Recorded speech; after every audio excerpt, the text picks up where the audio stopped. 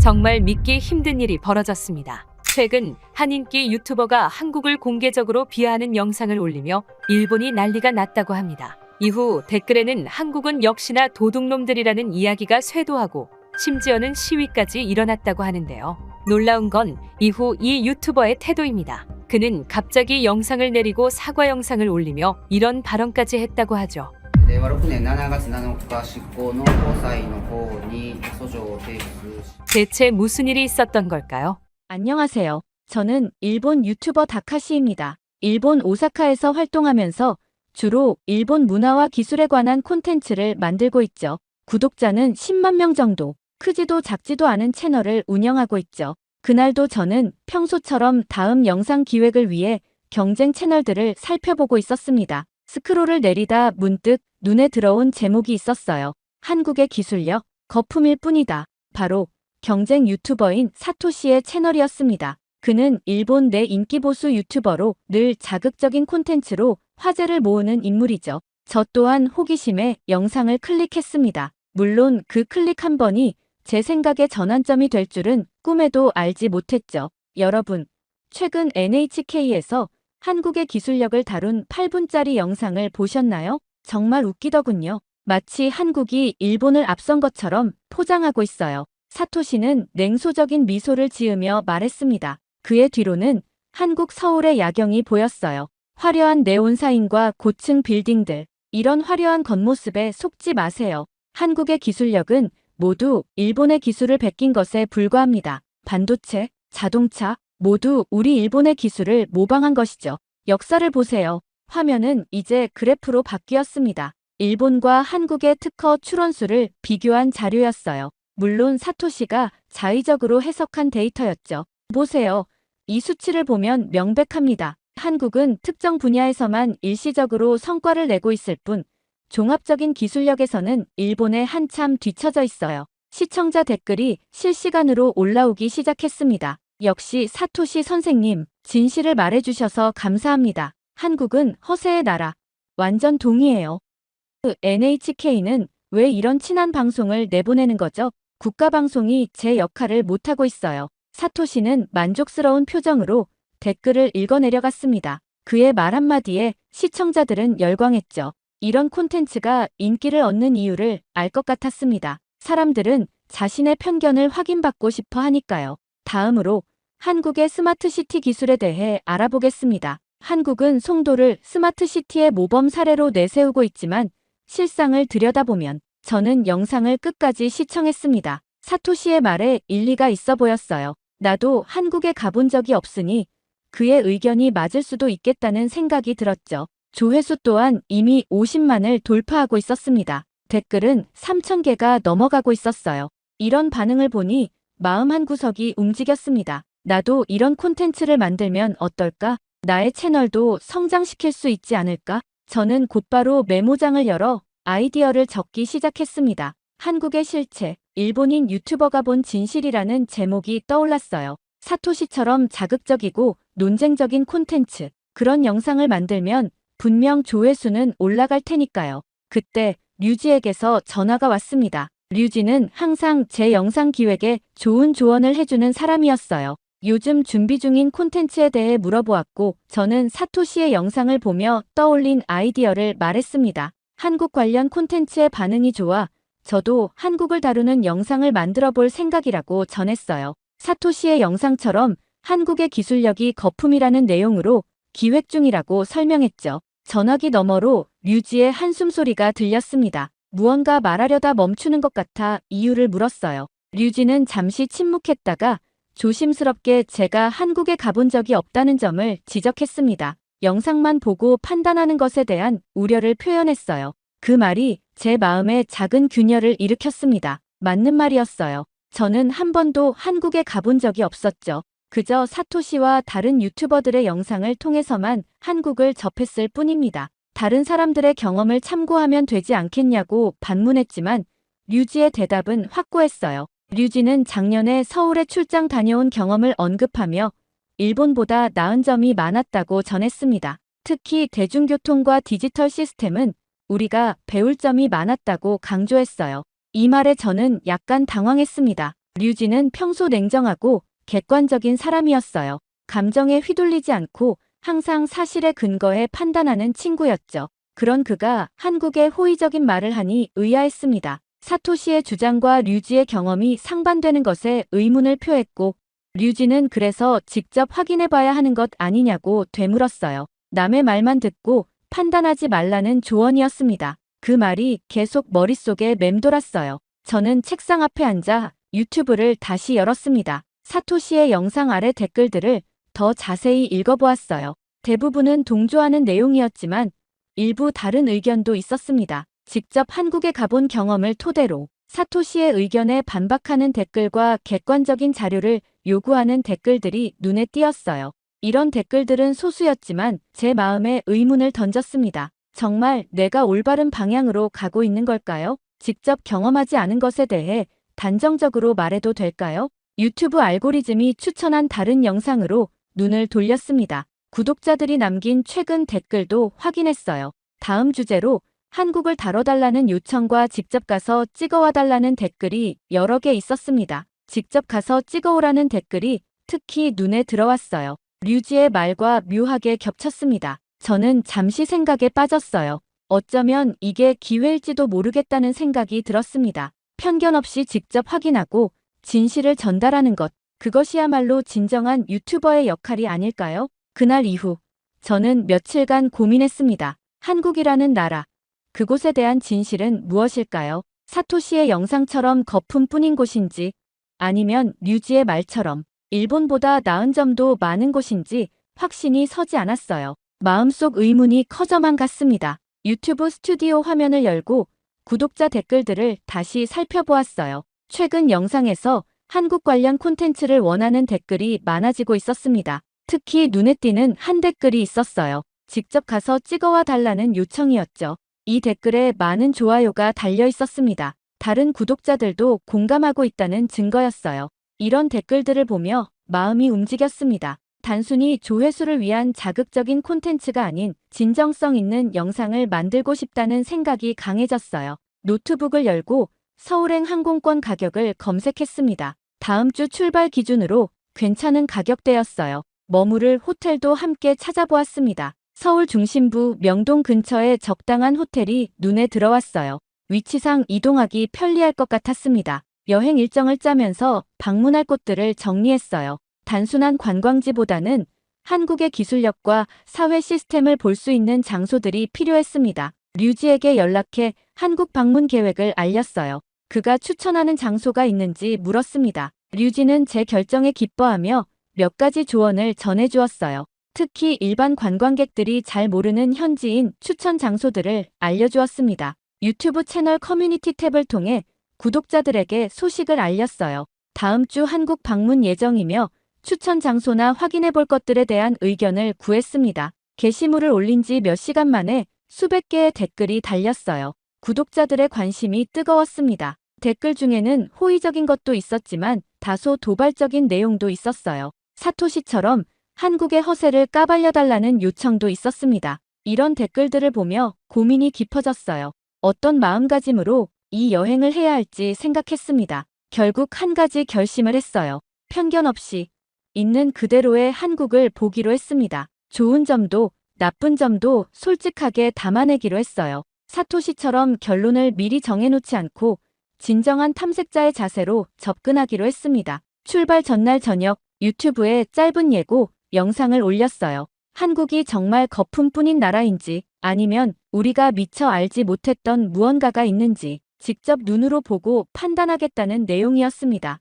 영상은 빠르게 조회수가 올라갔어요. 그리고 다음 날 저는 마침내 인천국제공항에 도착했습니다. 일본을 떠난 지 불과 2시간 만이었어요. 비행기에서 내리자마자 공항의 규모에 놀랐습니다. 넓고 깨끗한 공간이 펼쳐져 있었어요. 일본의 나리타 공항도 훌륭하지만 이곳은 또 다른 분위기였습니다. 입국 심사를 위해 이동하던 중 외국인을 위한 자동화 출입국 심사대가 눈에 띄었어요.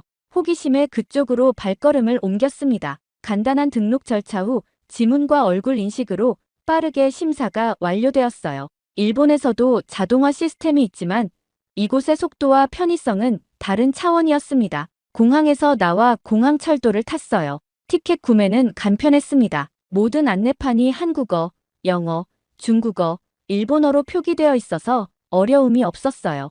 열차는 정확히 시간에 맞춰 도착했고 내부는 깨끗했습니다. 무엇보다 놀라운 것은 와이파이 속도였어요.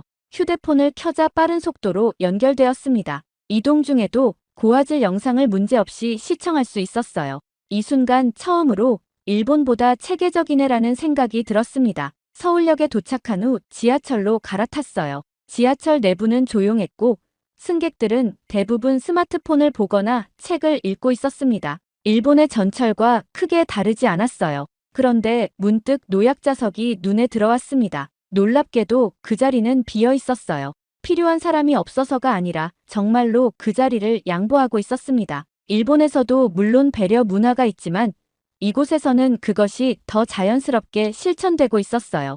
호텔에 짐을 풀고 첫 촬영을 위해 나섰습니다. 명동 거리를 걷다가 한 카페에 들어갔어요. 조용한 분위기 속에서 많은 청년들이 노트북을 켜고 집중하고 있었습니다. 일본의 카페와는 다른 느낌이었어요. 더 활기차고 더 생산적인 분위기가 흐르고 있었습니다. 커피를 주문하면서 처음으로 한국어를 사용해 봤어요. 서툰 발음이었지만 직원은 친절하게 응대해 주었습니다. 결제 시스템이 인상적이었어요.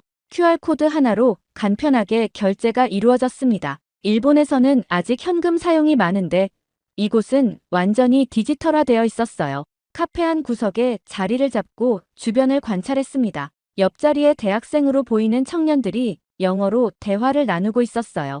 유창한 영어 실력에 놀랐습니다. 그들은 국제 프로젝트에 대해 이야기하고 있었고 글로벌한 시각으로 의견을 나누고 있었어요. 첫날의 경험을 영상으로 담기 시작했습니다. 카메라를 켜고 제 생각을 솔직하게 말했어요. 한국에 도착한 지 몇 시간밖에 지나지 않았지만 벌써 많은 것들이 예상과 다르다고 느꼈습니다. 사토시의 영상에서 본 한국과는 전혀 다른 모습이었어요. 해가 저물기 시작했습니다. 서울의 야경이 펼쳐졌어요. 빌딩들의 조명이 하나둘 켜지기 시작했고 도시는 다른 모습으로 변해갔습니다. 카메라에 담긴 장면들을 보며 생각에 잠겼어요. 첫날부터 제 선입견이 많이 깨졌습니다. 사토시의 영상에서 본 것과는 다른 한국이었어요. 둘째 날 아침, 저는 일찍 일어나 준비를 마쳤습니다. 오늘의 일정은 한국 기업 방문이었어요. 사전에 섭외해둔 스마트 팩토리와 IT 기업을 찾아갈 예정이었습니다. 특히 사토시가 영상에서 폄하했던 한국의 기술력을 직접 확인하고 싶었어요. 호텔 레스토랑에서 아침 식사를 하며 오늘의 촬영 계획을 정리했습니다. 일본 음식과는 다른 한식 아침 메뉴가 신선했어요. 특히 된장국과 여러 가지 반찬의 조화가 인상적이었습니다. 첫 번째 방문지는 서울 외곽에 위치한 스마트 팩토리였어요. 지하철과 버스를 갈아타며 이동했습니다. 대중교통 시스템이 정말 편리하다는 생각이 들었어요. 목적지에 도착하자 현대적인 건물이 눈앞에 펼쳐졌습니다. 회사 담당자가 친절하게 맞이해 주었어요. 일본어가 가능한 직원이 통역을 도와준다고 했지만 저는 영어로 소통하며 촬영을 진행했습니다. 공장 내부로 들어서자마자 놀라움을 감출 수 없었어요. 완전 자동화된 생산 라인이 눈앞에 펼쳐졌습니다. 로봇들이 정확하게 움직이며 제품을 조립하고 있었어요. 더욱 놀라운 것은 모든 과정이 AI 시스템으로 통합 관리되고 있다는 점이었습니다. 담당자로부터 이 시스템이 자체 개발한 것이며 생산성이 기존 대비 40% 이상 향상되었다는 설명을 들었어요. 이런 수준의 자동화와 통합 시스템은 일본에서도 쉽게 볼 수 없는 것이었습니다. 카메라를 들어 열심히 촬영했어요. 사토시의 말과는 정반대의 모습이었습니다. 이건 단순한 모방이 아닌 혁신적인 기술이었어요. 점심시간이 되자 회사 구내식당으로 안내받았습니다. 직원들과 함께 식사를 할 수 있는 기회였어요. 식당에는 다양한 한식 메뉴가 준비되어 있었습니다. 비빔밥, 된장찌개, 불고기 등 풍성한 식사였어요. 옆자리에 앉은 나이 지긋한 아주머니 직원이 저에게 많이 먹으라며 말을 걸었습니다. 제가 일본에서 왔다는 것을 알자 더 많은 관심을 보여주셨어요. 서툰 한국어에도 밝게 웃으며 대화를 이어가는 모습이 인상적이었습니다. 식사를 마치고 두 번째 방문지인 IT 기업으로 향했어요. 이곳은 강남 테헤란로에 위치한 신생 기업이었습니다. 건물에 들어서자 개방적인 공간 디자인이 눈에 띄었어요. 일본의 전통적인 기업과는 완전히 다른 분위기였습니다. 회의실에서는 AI 기반 회의 시스템을 시연해 주었어요. 음성 인식으로 회의 내용이 자동으로 기록되고 중요 사항은 자동으로 분류됩니다. 심지어 여러 언어로 실시간 번역까지 제공되었어요. 이런 기술이 실제 업무 환경에서 사용되고 있다는 사실에 감탄했습니다. 오후 늦게 호텔로 돌아오는 길에 류지에게 영상 통화를 걸었어요. 오늘 본 것들에 대해 흥분된 목소리로 이야기했습니다. 제 예상을 훨씬 뛰어넘는 기술력이었다고 전했어요. 류지는 미소를 지으며 자신이 말했던 것보다 더 놀라운 것들을 발견했냐고 물었습니다. 다음 날, 저는 일반 시민들의 일상을 담기로 했습니다. 기업과 기술은 충분히 보았으니 이제는 사람들의 모습을 담고 싶었어요. 아침 일찍 지하철역으로 향했습니다. 출근 시간대의 모습을 촬영하기 위해서였어요. 지하철은 예상대로 사람들로 붐볐습니다. 그런데 놀라운 점을 발견했어요. 노약 좌석은 여전히 비어 있었습니다. 일본에서도 노약자를 배려하지만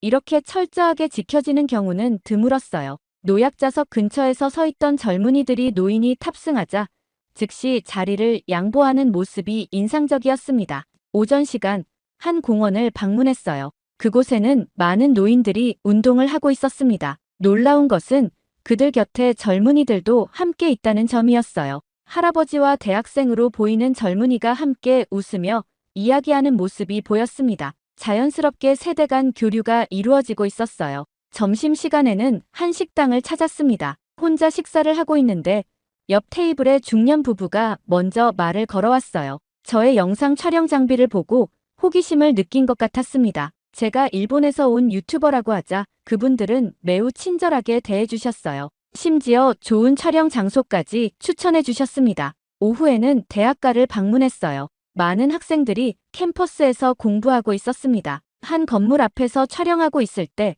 한 학생이 다가와 무엇을 촬영하는지 물었어요. 대화를 나누며 그 학생의 유창한 영어 실력에 놀랐습니다. 그는 국제 교류 프로그램에 참여하고 있다고 했어요. 일본에 대해서도 많은 관심을 가지고 있었습니다. 길을 헤매고 있을 때였어요. 지도 앱을 확인하며 방향을 찾고 있는데 고등학생으로 보이는 학생이 다가왔습니다. 영어로 도움이 필요한지 물었어요. 제가 일본인이라고 하자 그 학생은 간단한 일본어로 인사를 건넸습니다. 제가 찾는 장소까지 친절하게 안내해 주었어요. 이런 경험들이 쌓여가면서 마음속 무언가가 변하기 시작했습니다. 사토시의 영상에서 본 한국의 모습과는 완전히 달랐어요. 이곳에서 만난 사람들은 따뜻하고 친절했으며 서로를 배려하는 문화가 깊게 자리 잡고 있었습니다. 저녁에는 한강공원을 찾았어요. 많은 가족들이 함께 시간을 보내고 있었습니다. 부모와 아이들, 할아버지, 할머니까지 여러 세대가 함께 어울리는 모습이 보기 좋았어요.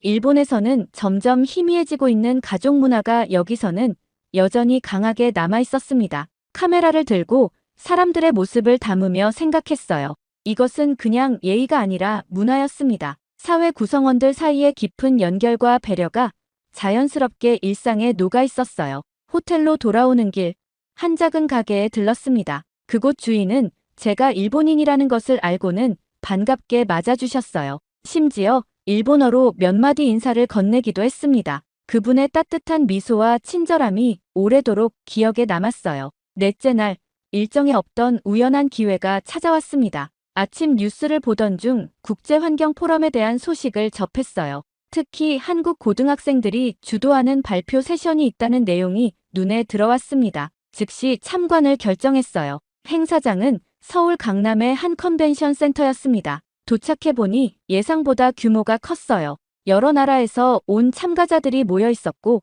다양한 언어가 들려왔습니다. 프레스 패스를 받고 발표장으로 들어갔어요.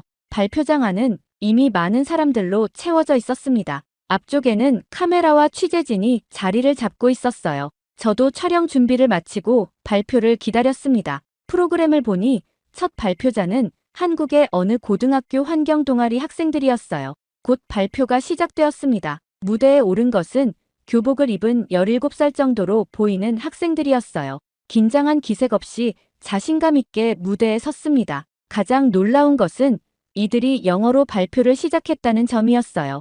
유창한 영어 실력에 깜짝 놀랐습니다. 발표 주제는 AI 기술을 활용한 환경 모니터링 시스템이었어요. 학생들은 직접 개발한 앱과 시스템을 소개했습니다. 단순한 아이디어가 아닌 실제로 구현된 프로토타입이었어요. 데이터 분석, 머신러닝, 사용자 인터페이스까지 완벽하게 구현되어 있었습니다. 발표 내용도 놀라웠지만 더 충격적인 것은 이들의 발표력이었어요. 논리적인 구성, 청중과의 교감, 질문에 대한 명확한 답변, 모든 것이 프로페셔널했습니다. 일본의 고등학생들과는 확연히 다른 모습이었어요. 질의응답 시간에는 더욱 놀라웠습니다. 외국 전문가들의 날카로운 질문에도 당황하지 않고 자신의 의견을 명확하게 전달했어요. 때로는 영어로, 때로는 통역을 통해 소통했지만 그 내용의 깊이는 변함이 없었습니다. 두 번째 발표는 기후변화에 대응하는 지역사회의 역할에 관한 것이었어요. 이 발표를 맡은 학생들도 마찬가지로 뛰어났습니다. 그들은 자신의 지역사회에서 직접 진행한 프로젝트를 소개했어요. 단순한 이론이 아닌 실제 행동과 그 결과를 공유했습니다. 발표가 모두 끝난 후 저는 한 학생에게 다가가 인터뷰를 요청했어요. 그 학생은 흔쾌히 응해주었습니다. 어떻게 이런 수준 높은 프로젝트를 준비했는지 물었어요. 학생은 학교의 지원과 선생님들의 지도, 그리고 동아리 활동을 통해 꾸준히 준비해왔다고 대답했습니다. 더 놀라운 것은 이 학생의 미래 계획이었어요. 환경공학을 전공하고 글로벌 기업에서 일하며 환경 문제 해결에 기여하고 싶다는 명확한 비전을 가지고 있었습니다. 그 나이에 이미 자신의 미래를 구체적으로 그리고 있다는 점이 인상적이었어요. 행사장을 나오면서 깊은 생각에 빠졌습니다. 이 학생들이 바로 한국의 미래였어요. 그들은 이미 글로벌 인재로 성장하고 있었고 세계 무대에서 당당히 자신의 목소리를 내고 있었습니다. 그들의 자신감과 실력, 그리고 비전은 저에게 큰 충격으로 다가왔어요. 호텔로 돌아오는 길, 카메라에 담긴 영상을 확인했습니다. 오늘 본 학생들의 모습을 생각하며 내레이션을 녹음했어요. 이 나라의 미래는 이미 준비되어 있습니다. 오늘 만난 학생들의 눈빛에서 한국의 내일을 보았어요. 그것은 분명 밝고 강한 빛이었습니다. 다음 날, 일본으로 돌아오는 비행기 안에서 지난 4일간의 여정을 되돌아보았습니다. 스마트폰에 담긴 수많은 사진과 영상들, 그리고 메모장에 빼곡히 적힌 감상들을 하나씩 정리했어요. 처음 한국을 방문했을 때의 생각과 지금의 생각은 완전히 달랐습니다. 집으로 돌아온 저는 바로 영상 편집을 시작했어요. 평소보다 더 신중하게, 더 정성을 들여 작업했습니다. 이번 영상은 단순한 콘텐츠가 아닌 제 인식의 변화를 담은 중요한 기록이었으니까요. 편집을 하면서 제가 얼마나 많은 선입견을 가지고 있었는지 다시 한번 깨달았습니다. 영상의 제목을 정하는데 오랜 시간이 걸렸어요. 결국 결정한 제목은 사토시 씨, 당신이 틀렸습니다. 한국은 진심이었습니다. 였습니다. 도발적인 제목이었지만 제 진심이 담긴 표현이었어요. 영상 첫 부분에는 사토시의 영상 일부를 인용했습니다. 그리고 이어서 제 여정을 담았어요. 인천공항의 첫인상부터 스마트 팩토리의 놀라운 기술, 거리에서 만난 사람들의 따뜻함, 그리고 마지막으로 고등학생들의 발표까지 모든 순간이 사토시의 주장과 얼마나 다른지 명확하게 보여주었습니다. 특히 인상 깊었던 장면들을 강조했어요. 노약자석이 비어있는 지하철, QR코드로 간편하게 결제하는 시스템, AI 기반 회의 시스템, 그리고 글로벌 무대에서 당당히 발표하는 학생들의 모습. 이 모든 것들이 단순한 모방이 아닌 혁신과 발전의 증거였습니다. 영상 마지막에는 직접 카메라를 보며 솔직한 소감을 말했어요. 처음 한국을 방문했을 때 저는 많은 편견을 가지고 있었습니다. 사토시 씨의 영상처럼 한국이 거품 속에 있는 나라라고 생각했어요. 하지만 직접 경험한 한국은 전혀 달랐습니다. 기술력, 사람들의 마음가짐, 미래를 향한 준비까지 모든 면에서 깊은 인상을 받았어요. 영상을 업로드하기 전 류지에게 먼저 보여주었습니다. 류지는 영상을 보고 미소 지었어요. 그리고 함께 콜라보 영상을 찍자고 제안했습니다. 그 제안을 흔쾌히 수락했어요. 다음 날 류지와 함께 콜라보 영상을 촬영했습니다. 류지는 이전에 자신이 경험한 한국을 이야기했고 저는 이번 여행에서 느낀 점을 공유했어요. 대화를 나누면서 류지가 물었습니다. 이제야 알겠지? 한국이 어떤 나라인지. 저는 진심으로 대답했어요. 그래, 내가 무지했어. 그리고 지금은 존경하게 됐어. 드디어 두 영상을 모두 업로드했습니다. 처음에는 반응이 어떨지 걱정이 되었어요. 사토시의 팬들이 비난할 수도 있고 제 기존 시청자들이 실망할 수도 있었으니까요. 하지만 결과는 예상과 달랐습니다. 영상은 빠르게 화제가 되었어요. 많은 일본인들이 긍정적인 댓글을 남겼고 한국인 시청자들도 감사의 마음을 전했습니다. 심지어 일본 주요 매체에서도 이 영상을 다루기 시작했어요. 일본 유튜버가 본 한국의 진실이라는 제목으로 보도되었습니다. 가장 놀라운 것은 사토시의 반응이었어요. 처음에는 침묵하던 그가 결국 자신의 채널에 사과 영상을 올렸습니다. 직접 한국을 방문해보겠다는 내용이었어요. 이런 변화가 제 작은 여정으로부터 시작되었다는 사실이 믿기지 않았습니다. 한 달 후 구독자 수는 2배로 늘었어요. 하지만 더 중요한 것은 제 마음의 변화였습니다. 한국은 저에게 단순한 나라가 아니라 하나의 교훈이 되었어요. 편견 없이 직접 경험하고 진실을 찾아내는 것의 중요성을 일깨워준 소중한 여정이었습니다. 정말 믿을 수 없는 일이 일어났습니다. 최근 도쿄 국립기록보관소에서 발견된 낡은 문서 한 장으로 인해 일본이 발칵 뒤집혔다고 합니다. 더 충격적인 것은 일본 정부가 이 문서의 존재를 이미 알고 있었으며 수십 년간 은폐해왔다는 사실인데요. 이후 일본 정부는 모두가 경악할 만한 발언을 했다고 합니다. ほっとしております。中華業者の皆様方の高いニーズ、これを反映 대체 무슨 일이 있었던 걸까요?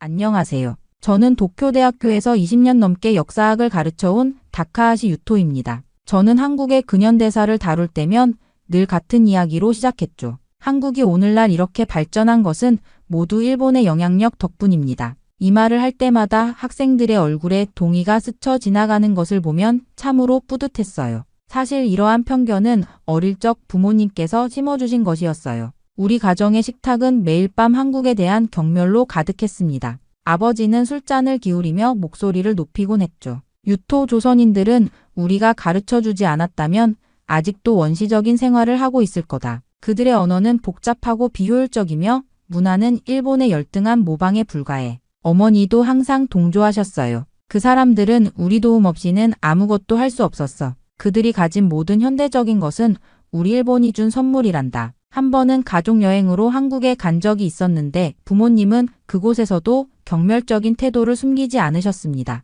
한국 음식을 먹을 때도 이건 우리 음식을 모방했네라며 코웃음을 치셨고 한글로 된 간판을 볼 때면 이런 비효율적인 문자를 아직도 쓰다니라고 비웃으셨죠. 학교에서도 교과서는 일제강점기를 일본의 한국 근대화 기여 시기로 미화했고 저는 그것을 의심 없이 받아들였습니다. 이렇게 가정과 학교에서 주입된 편견은 제 정체성의 일부가 되었어요. 그것이 의심할 여지 없는 진리라고 믿었습니다. 물론 그 문서를 보기 전까지는 말이죠. 그날도 저는 새 학기를 준비하며 자료를 찾기 위해 도쿄 국립기록보관소를 방문했습니다. 넓은 서고에는 수많은 문서들이 가지런히 정리되어 있었죠. 햇빛이 창문을 통해 비치는 먼지 가득한 공간에서 문서함을 하나하나 뒤적이는 일은 고단했지만 역사학자로서 새로운 자료를 발견하는 순간의 짜릿함은 그 어떤 것과도 바꿀 수 없는 기쁨이었습니다. 그때 제 시선을 묘하게 끄는 문서철이 있었어요. 이 한국과 일본의 교육 시스템을 비교 분석한 보고서였습니다.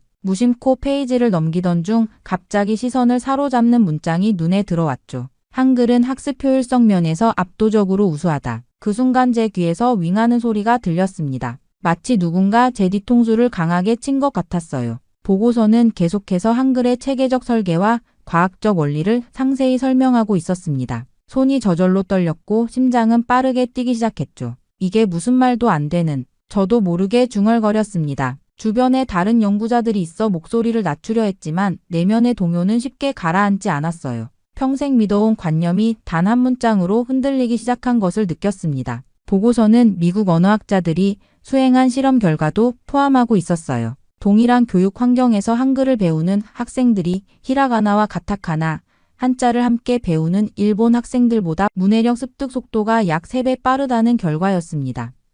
숫자와 그래프가 명확하게 차이를 보여주고 있었죠. 저는 의자에 털썩 주저앉았습니다. 창밖에서는 여전히 벚꽃이 흩날리고 있었지만 제 마음속에는 폭풍이 몰아치기 시작했어요. 이런 내용이 사실이라면 생각만으로도 머리가 어지러웠습니다. 시간이 얼마나 흘렀는지 모르겠습니다. 저는 문서를 복사해 가방에 넣었어요. 발걸음이 무거웠습니다. 대학으로 돌아가는 길, 지하철 안에서도 그 문장이 계속 머릿속을 맴돌았죠. 한글은 학습 효율성 면에서 압도적으로 우수하다. 연구실로 돌아와 문을 닫고 책상에 앉았습니다. 복사한 문서를 펼쳐놓고 한참을 바라보았어요. 창밖으로 노을이 지기 시작했습니다. 제 연구실 책장에는 제가 쓴 책들이 가지런히 꽂혀 있었죠. 그 중에는 일본 식민지배의 근대화 기여라는 제목의 책도 있었습니다. 아니, 이건 분명 뭔가 잘못됐어. 저는 스스로에게 말했습니다. 하지만 내면 깊은 곳에서는 이미 무언가가 돌이킬 수 없이 변하기 시작했음을 느꼈어요. 그날 밤 저는 평소보다 늦게까지 연구실에 남아 그 문서를 읽고 또 읽었습니다. 이것이 제 인생을 완전히 바꿔놓을 첫 번째 밤이 될 줄은 그때는 몰랐죠. 다음 날 아침 저는 거의 뜬 눈으로 밤을 새웠습니다. 머릿속에서는 그 문서의 내용이 계속 맴돌았어요. 연구실 창문으로 들어오는 아침 햇살이 제 책상 위에 놓인 복사본을 비추고 있었죠. 손을 뻗어 그 문서를 다시 한번 만져보았습니다. 종이는 차갑고 딱딱했지만 그 안에 담긴 내용은 제 가슴을 뜨겁게 달구었어요. 이건 분명 잘못된 거야. 혼잣말을 중얼거렸습니다. 벽에 걸린 거울에 비친 제 모습은 피곤함에 절어 있었고 눈 밑에는 검은 그림자가 드리워져 있었죠. 아침 커피를 마시며 문서를 다시 훑어보았어요. 한글의 체계적 창제 원리와 과학적 설계는 당시 세계 어떤 문자보다 앞서 있었다. 이 문장을 읽을 때마다 가슴이 답답해졌습니다. 만약 이것이 사실이라면 제가 평생 믿어온 일본 문화의 절대적 우월성은 어떻게 되는 걸까요? 저는 갑자기 어지러움을 느꼈어요. 강의실로 향하는 발걸음이 무거웠습니다. 학생들 앞에 서자 익숙한 말이 목구멍까지 올라왔죠. 한국의 발전은 일본 덕분에. 그런데 이상하게도 그 말이 입 밖으로 나오지 않았어요. 대신 저는 예정에 없던 주제로 급히 화제를 돌렸습니다. 강의가 끝난 후 연구실로 돌아와 책장에 꽂힌 제 저서들을 바라보았어요. 그 책들 속에 제가 당연시 여겼던 주장들이 가득했죠. 갑자기 모든 것이 의심스러워졌습니다. 저는 그 문서의 진위를 확인해야 했어요. 혹시 위조된 것은 아닐까? 번역 오류는 없었을까? 의심이 꼬리에 꼬리를 물었습니다. 도서관으로 달려가 미국 점령기의 기록물들을 뒤적이기 시작했어요. 밤이 깊어갈수록 두 가지 감정이 제 안에서 충돌했습니다. 한편으로는 그 문서가 거짓임을 증명하고 싶었고 다른 한편으로는 그 안에 담긴 진실을 더 알고 싶다는 호기심이 끌어올랐죠. 집으로 돌아가는 지하철에서 창밖을 바라보며 생각했어요. 제 인생의 기반이 된 신념들이 하나둘 무너지는 느낌이었습니다. 어린 시절 부모님의 말씀, 교과서의 내용, 동료 교수들의 연구. 모든 것이 갑자기 의심스러워졌죠. 집에 도착해서도 잠을 이룰 수 없었습니다. 책상에 앉아 노트북을 열고 한글에 대한 자료를 검색하기 시작했어요. 검색 결과는 충격적이었죠. 세종대왕이 한글을 창제한 과정, 그 과학적 원리, 세계 언어학자들의 찬사. 이런 내용은 제 교육과정에서 철저히 배제되어 있었습니다. 밤이 깊어갈수록 두려움이 커져갔어요. 만약 이것이 사실이라면 제가 평생 가르쳐온 것들은 무엇이었을까요? 학생들에게 전달한 지식이 모두 왜곡된 것이었다면? 식은땀이 등을 타고 흘러내렸습니다. 동시에 이상한 해방감도 느꼈죠. 마치 오랫동안 가려져 있던 진실의 조각을 발견한 듯한 흥분감이 있었어요. 역사학자로서의 본능이 깨어났는지도 모릅니다. 진실을 찾아내는 것, 그것이 제 직업의 본질이 아니었나요? 다음 날 아침 결심을 굳힌 저는 도쿄대학 내에서 한국학 전문가를 찾기 시작했습니다. 마침 동아시아학과에 김성찬 교수라는 분이 계시다는 것을 알게 되었죠. 한국에서 유학 온 후 일본에 정착해 학문적 성취를 이룬 분이라 했어요. 무슨 면목으로 찾아가야 할지 고민됐지만 진실을 알고 싶은 마음이 더 컸습니다. 김성찬 교수의 연구실은 제 연구실과 같은 건물 3층에 있었어요. 문을 두드리는 제 손이 떨렸습니다. 문이 열리고 단정한 차림의 50대 중반 남성이 나타났죠. 안녕하세요, 다카하시 교수님. 어쩐 일로 오셨나요? 김 교수님의 일본어는 완벽했어요. 제 손에 들린 미군정 문서 복사본을 보시더니 표정이 미묘하게 변했습니다. 들어오세요. 김 교수님의 연구실은 한글 관련 서적으로 가득했어요. 벽에는 세종대왕의 초상화와 훈민정음 해례본 복사본이 걸려 있었죠. 저는 떨리는 목소리로 문서를 발견한 경위와 제 혼란스러운 심정을 털어놓았습니다. 이런 문서가 사실인가요? 한글이 정말 그렇게 우수한 문자인가요? 김 교수님은 잠시 저를 바라보더니 따뜻한 미소를 지으셨어요. 제가 직접 보여드리죠. 그는 책장에서 훈민정음이라는 책을 꺼내 펼쳐 보이셨습니다. 이것은 세종대왕이 한글을 창제할 때 그 원리를 설명한 책이에요. 1446년에 만들어졌죠. 저는 그 페이지를 주의 깊게 살펴보았어요. 김 교수님은 계속해서 설명했습니다. 한글의 자음은 발음기관의 모양을 본떠 만들었어요. 기역은 혀가 목구멍을 막는 모양, 니은은 혀가 위진몸에 닿는 모양이죠. 모음은 하늘, 땅은 사람, 이를 기본 형태로 했고요. 저는 놀라움을 감출 수 없었어요. 그렇게 과학적인 원리가 있었다니. 김 교수님은 저에게 한글의 자음과 모음을 차례로 가르쳐 주셨습니다. 글자 하나하나가 체계적인 원리로 만들어졌다는 사실이 놀라웠어요. 다카하시 교수님, 한글은 배우기 쉽게 설계된 문자예요. 자음과 모음을 조합해 수천 개의 소리를 표현할 수 있죠. 일본어처럼 한자를 섞어 쓰지 않아도 모든 의미를 표현할 수 있어요. 그 말을 들으며 제 마음속에 부끄러움이 밀려왔습니다. 평생 한국의 문화와 언어를 폄하해 왔는데 그것이 얼마나 오만한 생각이었는지 깨닫기 시작했어요. 하지만 왜 이런 사실이 일본에서는 제대로 알려지지 않았을까요? 김 교수님은 깊은 한숨을 내쉬었습니다. 역사는 종종 승자의 기록이 되곤 하죠. 식민지배 시기에 일본은 한글 사용을 억압했어요. 그리고 그 영향이 지금까지도 학계에 남아있는 겁니다. 저는 문득 어린 시절 부모님이 한글에 대해 경멸적으로 말씀하시던 모습이 떠올랐어요. 그것이 단순한 편견이었다는 사실을 이제야 깨달았죠. 하지만 여전히 제 마음 한구석에는 의구심이 남아있었습니다. 미군정 문서와 김 교수님의 설명이 사실이라 해도 일본 문화의 우월성에 대한 제 믿음을 완전히 내려놓기는 어려웠어요. 감사합니다, 김 교수님. 많은 것을 배웠습니다. 연구실을 나서는 저에게 김 교수님이 마지막으로 말씀하셨어요. 진실을 찾는 여정은 때로 고통스럽습니다. 하지만 그 과정이 우리를 더 나은 학자로 만들어주죠. 그날 밤 저는 김 교수님께 받은 한글 책을 펼쳐보았어요. 한글의 글자들이 마치 저에게 말을 거는 것 같았습니다. 이것이 정말 과학적으로 설계된 문자체계라면 그동안 제가 가르쳐온 역사는 얼마나 왜곡된 것일까요? 그렇게 한글 책을 몇 번이고 들여다보다 잠이 들었는지 다음날 아침 책상에서 눈을 떴습니다. 머릿속에는 여전히 의문이 가득했어요. 이렇게 과학적이고 체계적인 문자라면 왜 우리 학계에서는 제대로 평가되지 않았을까? 일본 역사학자로서 제 양심이 점점 더 괴로워지기 시작했죠. 그날부터 저는 도쿄 국립기록보관소에서 거의 살다시피 했습니다. 일제강점기 자료와 해방 이후 미군정 시기의 문서들을 하나하나 찾아보기 시작했어요. 다른 사람들이 퇴근한 후에도 저는 남아 자료를 더 찾았죠. 밤늦게 기록보관소의 지하 서고에서 오래된 상자를 발견했습니다. 조선어 정책 관련 문서라는 제목이 붙어 있었어요. 제 심장이 빠르게 뛰기 시작했습니다. 상자를 열자 황변한 문서들이 가지런히 정리되어 있었죠. 첫 번째 문서는 1938년 작성된 조선어 학습 효율성 연구 보고서였어요. 일본 정부가 비밀리에 수행한 연구였습니다. 내용은 충격적이었죠. 한글로 교육받은 학생들이 일본어로 교육받은 학생들보다 학습 속도가 빨랐다는 것을 보여주는 데이터였어요. 두 번째 문서는 더 충격적이었습니다. 조선어 정책에 관한 내부 지침이라는 제목의 공문서였어요. 1939년 작성된 이 문서에는 다음과 같은 내용이 있었죠. 조선어 한글의 학습 효율성에 관한 연구 결과는 절대 공개하지 말 것. 한글의 과학적 체계가 널리 알려질 경우 일본어 중심 정책의 정당성이 흔들릴 우려가 있음. 따라서 한글의 비효율성과 비과학성을 강조하는 연구 결과만을 선별적으로 발표할 것.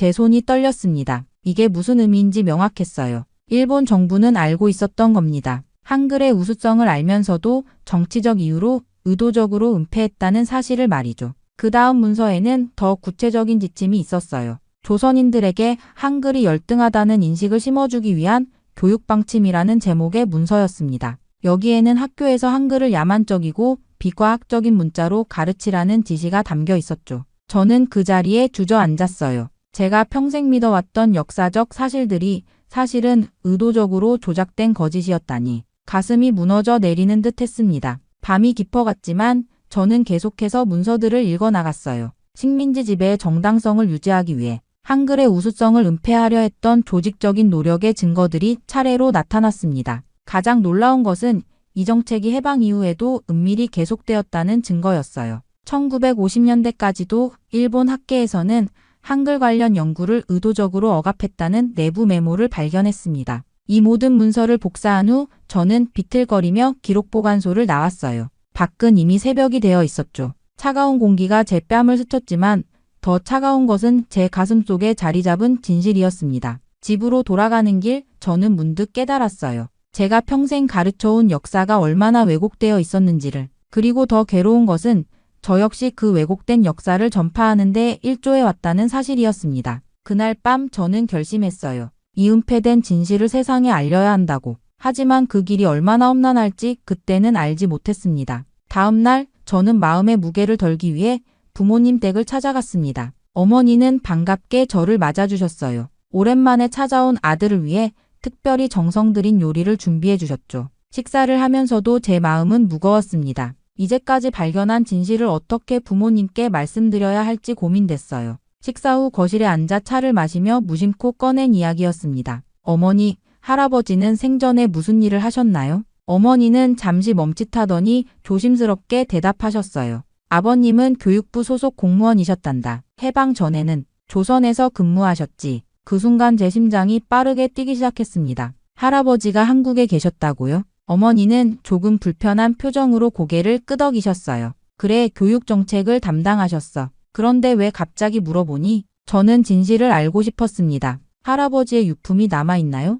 혹시 일기나 문서 같은 것들이요? 어머니는 잠시 망설이다가 다락방을 가리키셨어요. 저기 오래된 상자에 몇 가지 있을 거야. 그런데 왜? 더 이상의 설명 없이 저는 다락방으로 향했습니다. 먼지 쌓인 나무 상자를 찾아 열었어요. 그 안에는 낡은 일기장과 문서 뭉치 흑백 사진들이 가지런히 정리되어 있었죠. 할아버지의 일기장을 펼쳤습니다. 1940년 3월의 기록이었어요. 오늘도 조선 아이들에게 한글 사용을 금지하라는 지시를 내렸다. 내 마음이 무겁다. 그들의 눈에서 슬픔이 보인다. 한글은 놀라운 문자다. 이렇게 배우기 쉽고 과학적인 문자를 금지시키는 것이 과연 옳은 일인가? 손이 떨렸습니다. 일기를 계속 읽어 내려갔어요. 세종이라는 왕이 만든 이 문자의 원리를 연구해보니 그 체계성에 감탄하지 않을 수 없다. 하지만 이런 생각은 나 혼자만의 것으로 간직해야 한다. 제국의 정책에 의문을 제기했다가는 내 가족마저 위험해질 테니. 할아버지의 갈등이 고스란히 느껴졌습니다. 다른 문서들을 보니 할아버지가 비밀리에 한글 연구를 계속해 오셨다는 증거도 있었어요. 한글 자음과 모음의 구조를 분석한 노트, 심지어 한글로 쓴 시까지 있었죠. 그 순간 문득 제 딸 미카의 얼굴이 떠올랐습니다. 중학생인 미카는 최근 한국 문화에 관심을 보이기 시작했어요. K-팝을 듣고 한국 드라마를 보며 심지어 한글을 배우고 싶다고 했죠. 그때마다 저는 냉정하게 말했습니다. 그런 것보다 일본 전통 문화를 먼저 배워라. 부끄러움이 밀려왔어요. 제가 얼마나 편협했는지, 얼마나 오만했는지 깨달았습니다. 할아버지는 이미 그 시절의 한글의 가치를 알아보셨는데 저는 그로부터 80년이 지난 지금까지도 그 편견에서 벗어나지 못했던 거예요. 서재로 돌아와 어머니께 물었습니다. 어머니, 왜 이런 이야기를 한 번도 해주지 않으셨어요? 어머니의 눈에 슬픔이 깃들었어요. 그때의 기억은 우리 가족에게 너무 아픈 것이었단다. 할아버지는 귀국 후 사상의심인물로 감시를 받으셨어. 그 일로 많이 괴로워하셨지. 집으로 돌아오는 길 저는 결심했습니다. 미카에게 할아버지의 이야기를 들려주고 제가 비판했던 그 한국 문화에 대한 관심을 이제는 지지해주겠다고요. 그리고 무엇보다 진실을 향한 제 여정을 계속하겠다고 다짐했습니다. 그렇게 저는 집으로 돌아와 밤늦게까지 할아버지의 기록을 읽고 또 읽었습니다. 할아버지의 일기장 마지막 부분에서 결정적인 단서를 발견했어요. 최종 보고서는 도쿄중앙기록보관소 특별보관함 47비에 보관되어 있다. 저는 그 순간 가슴이 뛰었습니다. 이것이 제가 찾던 퍼즐의 마지막 조각일 수도 있었죠. 다음 날 아침 일찍 저는 도쿄국가기록보관소로 향했어요. 이전과는 다른 결연한 마음이었습니다. 이제는 단순한 호기심이 아니라 진실을 밝히려는 사명감이 있었죠. 기록보관소 사서에게 특별보관함 47-2에 접근하고 싶다고 말했어요. 그 보관함은 제한구역에 있습니다. 특별 허가가 필요해요. 사서는 의아한 표정이었습니다. 저는 최대한 침착하게 대응했어요. 도쿄대학 역사학과 교수 다카하시 유토입니다. 제2차 세계대전 직후 교육정책 연구를 위한 자료가 필요합니다. 긴 절차 끝에 마침내 허가를 받았습니다. 지하 3층 깊숙한 곳, 낡은 금속문을 열고 들어간 공간은 먼지와 오래된 종이 냄새로 가득했어요. 특별보관함 47-2는 구석의 자리에 있었죠. 손이 떨리는 것을 느끼며 보관함을 열었습니다. 그 안에는 극비동아시아 문자 효율성, 비교 연구 최종 보고서 1947이라는 제목의 두꺼운 파일이 있었어요.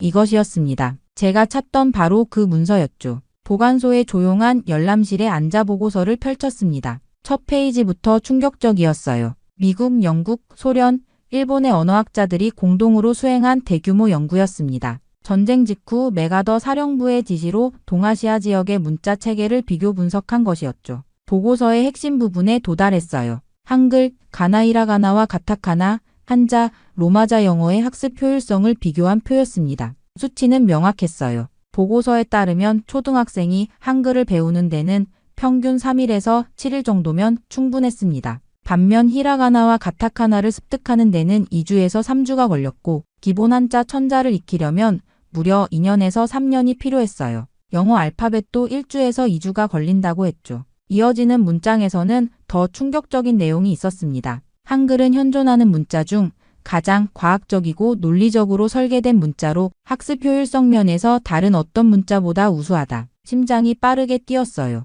그리고 더 놀라운 부분을 발견했습니다. 한글의 과학적 원리는 현대 언어학의 기본 원칙을 15세기에 이미 구현하고 있으며 이는 서구 언어학이 발전하기 수백 년 전의 일이다. 저는 숨을 깊게 들이마셨습니다. 보고서는 계속해서 한글의 구조적 우수성, 발음 체계의 정확성, 조합 방식의 효율성에 대해 상세하게 설명하고 있었어요. 비교 그래프에서는 한글이 다른 모든 문자 체계를 압도하고 있었죠. 마지막 페이지에는 일본 정부를 향한 권고 사항이 있었습니다. 한글의 과학적 원리를 일본 교육 시스템에 부분적으로 적용할 것을 검토하라. 하지만 그 페이지에는 붉은 도장이 찍혀 있었어요. 기각국가 정책상 이유. 저는 의자에 깊이 기대 앉았습니다. 제 신념의 마지막 보루마저 무너졌어요. 이제 더 이상 의심의 여지가 없었습니다. 한글은 정말로 우수한 문자였고 일본은 정치적 이유로 그 사실을 은폐해왔던 것이죠. 손이 떨리는 것을 느끼며 보고서를 복사했습니다. 이 증거를 가지고 무엇을 할지 아직 확실하지 않았지만 진실을 알려야 한다는 사명감은 확고했어요.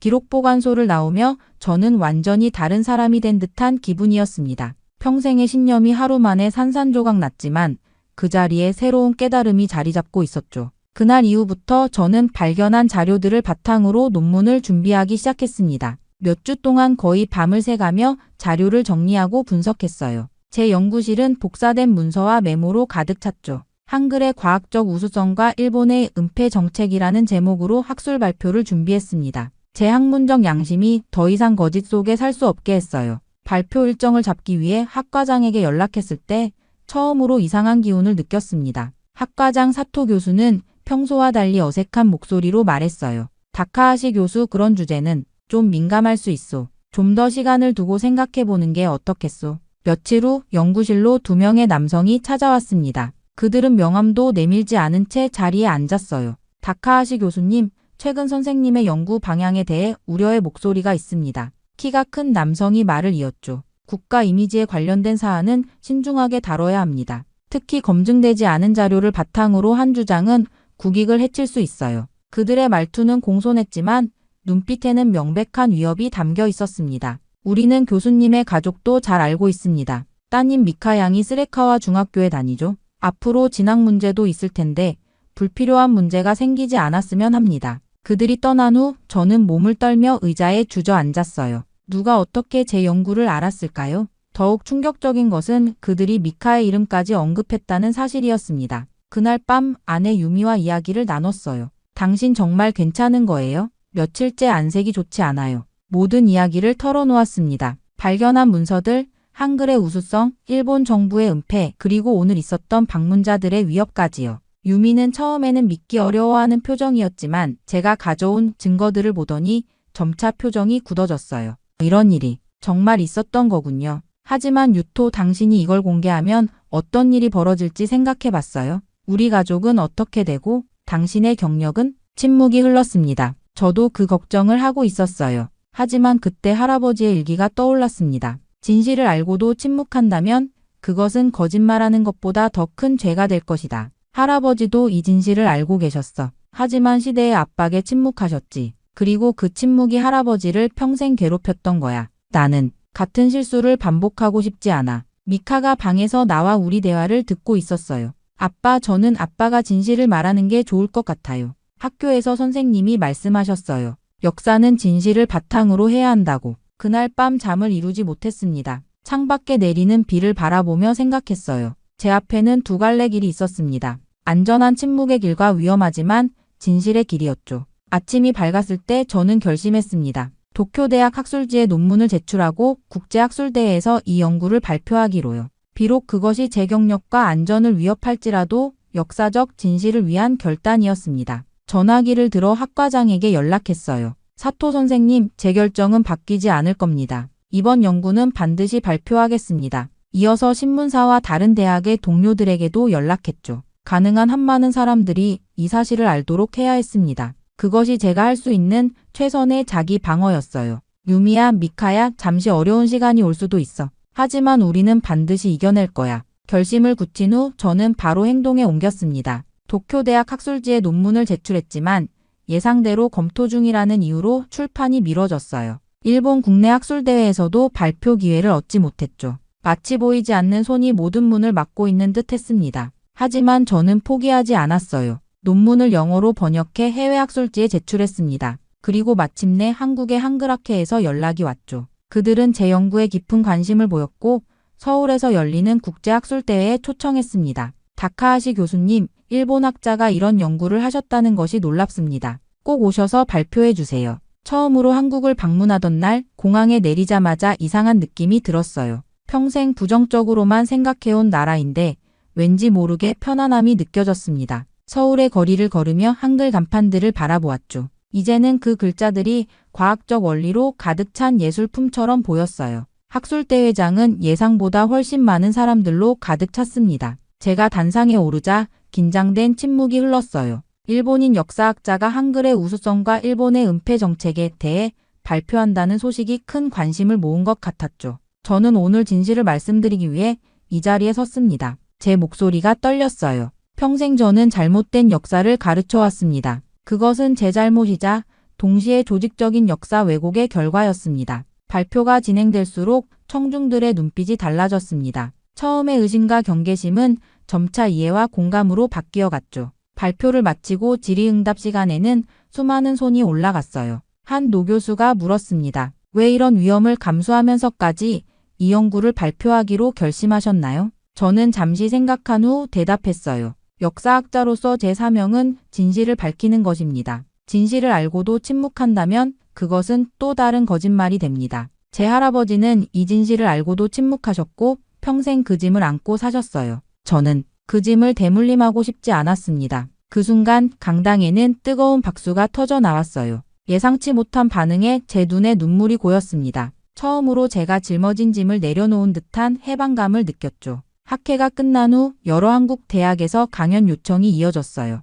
서울대학교에서 강연할 때는 제 딸 미카도 함께 왔습니다. 미카는 한국 문화에 완전히 빠져 즐거워했어요. 아빠 한글 배우기 정말 쉬워요. 벌써 기본 자음과 모음을 다 외웠어요. 일본으로 돌아온 후 예상대로 쉽지 않은 상황이 기다리고 있었습니다. 일부 동료들은 저를 배신자처럼 대했고 강의 시간이 일부 줄었죠. 하지만 동시에 소수의 용감한 학생들과 교수들이 제 연구에 관심을 보이기 시작했어요. 첫 수업 시간 저는 학생들에게 솔직하게 말했습니다. 지금까지 제가 가르쳐온 역사는 완전하지 않았습니다. 오늘부터 우리는 함께 더 정확한 역사를 배워나갈 것입니다. 그날 밤 가족 식탁에서 우리는 특별한 시간을 가졌어요. 미카가 우리에게 한글을 가르쳐주기 시작했죠. 아내 유미도 한글 공책을 펼치고 열심히 따라 썼습니다. 기역, 니은, 디귿. 아빠 이렇게 쓰는 거 맞아요? 저는 웃으며 고개를 끄덕였습니다. 우리 가족은 새로운 여정을 시작했어요. 그것은 단순히 새로운 언어를 배우는 것이 아니라 편견의 벽을 허물고 더 넓은 세계로 나아가는 여정이었습니다. 이제 저는 매일 아침 거울을 볼 때마다 부끄러움 없이 자신을 마주할 수 있게 되었어요. 역사학자로서 그리고 한 인간으로서 진실의 편에 서기로 결심한 그 순간이 제 인생의 진정한 전환점이었습니다. 이번 일을 통해 제 마음속 깊이 자리했던 편견이 완전히 깨졌어요. 평생 경멸하며 바라봤던 한국과 한글에 대해 이제는 깊은 존경과 미안함을 느낍니다. 그들이 지켜온 문화와 언어의 가치를 인정하지 않고 왜곡된 역사를 가르쳐온 것에 진심으로 사과하고 싶어요. 동시에 제게 용서와 이해의 손길을 내밀어준 한국 학계와 사람들에게 깊은 감사함을 느낍니다. 가장 큰 교훈은 진실이 얼마나 소중한지 깨달은 것이죠. 편안한 거짓보다는 불편한 진실을 선택할 때 비로소 우리는 진정한 자유와 성장을 경험할 수 있다는 것을 배웠습니다. 이제 저는 이 교훈을 안고 다음 세대에게 더 정직하고 열린 역사를 가르치며 새로운 길을 걸어갈 것입니다. 정말 믿기 힘든 일이 벌어졌습니다. 최근 미국의 고속도로에서 발생한 대형 사고로 인해 미국 전체가 발칵 뒤집혔다고 합니다. 놀라운 건 그 이유가 한국 자동차 때문이라는 점이죠. 사고 영상을 보고 현지 전문가조차 말도 안 된다며 고개를 젓고 조작된 영상이라고 치부했을 정도라고 하는데요. 하지만 직접 한국을 다녀온 한 엔지니어의 폭탄 발언으로 모든 것이 뒤집혔다고 합니다. You know, he's working hard and he's raised a lot of money for XAI and they're trying to compete with us from a technological perspective. 대체 무슨 일이 있었던 걸까요? 안녕하세요. 저는 마이크라고 합니다. 미국 유명 자동차 회사의 안전 테스트 엔지니어이죠. 그날 저는 이른 아침 뉴스 알림을 보고 침대에서 벌떡 일어났습니다. 미국 중부 고속도로에서 대형 사고가 발생했다는 소식이었거든요. 영상 속 차량이 한국산이라는 점에 곧바로 흥미를 거두었지만 이 사건의 힘은 대단했습니다. 사무실에 도착하자 동료들이 휴대폰을 들여다보며 웅성거리고 있었어요. 그 소식은 이미 인터넷을 타고 빠르게 퍼지고 있었죠. 유튜브, 트위터, 각종 뉴스 사이트에는 그 사고 영상이 계속해서 업로드되었습니다. 한국 자동차 회사의 이름이 실시간 검색어에 오르내리고 있었어요. 회의실로 향하는 복도에서 동료 존 피터슨과 마주쳤습니다. 그는 이미 자신의 태블릿으로 그 영상을 보고 있었어요. 존의 얼굴에는 비웃음이 가득했죠. 마이크, 아침 뉴스 봤나? 그놈의 한국차가 또 문제잖아. 다들 말도 안 되는 소리 하고 있더군. 존은 영상을 가리키며 목소리를 높였습니다. 그의 말투에는 경멸과 우월감이 묻어났어요. 존은 항상 그랬습니다. 한국 자동차에 대한 편견이 뿌리 깊었죠. 근거 없이 싼 차, 조잡한 기술이라고 폄하하곤 했어요. 한 번은 회의 중에도 한국 차는 복제품일 뿐이라며 목소리를 높이기도 했습니다. 미국이나 독일 자동차만 진정한 명차라고 주장하곤 했어요. 심지어 친구가 한국 차를 구매했을 때는 시간 낭비하지 말고 진짜 차나 사라고 충고했다는 이야기도 들었죠. 하지만 이번엔 그의 말이 제 귀에 더욱 거슬렸습니다. 회의가 끝난 후 제자리로 돌아와 컴퓨터 화면에 집중했습니다. 주변의 소음은 사라지고 오직 영상만 보였어요. 고화질로 찍힌 그 장면을 여러 번 돌려봤죠. 자동차의 로고와 디자인을 보니 분명 한국 차였습니다. 최근에 출시된 모델로 가격 대비 품질이 좋다는 평가를 받고 있던 차량이었어요. 스크린 옆에 놓인 자료들을 살펴보면서 이 차의 스펙을 확인했습니다. 내가 알던 한국 차의 이미지와는 달랐어요. 저는 30년 경력의 자동차 안전 테스트 엔지니어로서 무언가 특별한 점이 있는지 확인하고 싶었죠. 화면 속 차량을 조용히 분석하기 시작했어요. 아무리 봐도 이상하다. 저렇게 날아가고 멀쩡하다고 눈앞에 모니터를 응시하며 중얼거렸습니다. 자동차 안전 테스트 엔지니어로서 30년간 본 사고 중에 이런 결과는 처음이었어요. 그동안 수천 번의 충돌 테스트를 감독해왔지만 이런 유형의 사고에서 차체가 거의 온전하게 유지되는 경우는 극히 드물었습니다. 더군다나 운전자가 경미한 부상으로 탈출한 것은 더욱 놀라운 일이었죠. 사무실 창밖으로 석양이 지고 있었습니다. 하루 종일 그 영상을 분석하느라 시간이 흘러간 것도 모를 정도였어요. 메모장에는 긴 분석 내용과 의문점들이 가득했죠. 한국 자동차의 안전성에 대한 선입견을 가진 적은 없었지만 이번 영상은 제 전문 지식으로도 설명하기 어려웠습니다. 하지만 저는 의심보다는 호기심이 앞섰어요. 현직 자동차 안전 테스트 엔지니어로서 30년간 이 분야에서 일해온 저로서는 이 현상을 직접 확인해 봐야겠다는 생각이 들었습니다. 더 자세한 자료를 구해 철저히 분석해 봐야겠다는 결심이 섰죠. 그렇게 주말 내내 자료를 찾아본 끝에 저는 마침내 그 사고의 블랙박스 영상을 구할 수 있었어요. 사무실에 일찍 도착한 저는 문을 닫고 모니터 화면을 최대로 키웠습니다. 영상의 화질은 선명했죠. 이제 정확히 무슨 일이 있었는지 확인할 수 있을 거라는 기대감이 가슴을 뛰게 했어요. 재생 버튼을 누르자 화면에는 평화로운 고속도로 장면이 펼쳐졌습니다. 그 한국 자동차는 중앙 차선을 따라 안정적으로 주행하고 있었어요. 앞서가는 트럭에서 갑자기 무언가가 떨어졌습니다. 영상을 일시정지하고 확대해보니 트럭에서 떨어진 것은 고정되지 않은 금속 파이프였어요. 영상을 다시 재생했죠. 한국 자동차는 피하려 했지만 파이프에 걸리고 말았습니다. 그 순간이 영화처럼 슬로우 모션으로 보였어요. 차량이 공중으로 튀어 올랐습니다. 차체가 지면에서 약 2m 높이까지 솟구친 후 공중에서 한 바퀴 회전했죠. 제 심장이 쿵 내려앉는 느낌이었습니다. 이런 충격에서 살아남을 수 있을까? 옆 모니터로 관련 뉴스 기사를 빠르게 검색했어요. 미국 주요 뉴스에서는 믿기 힘든 생존이라는 제목으로 보도하고 있었습니다.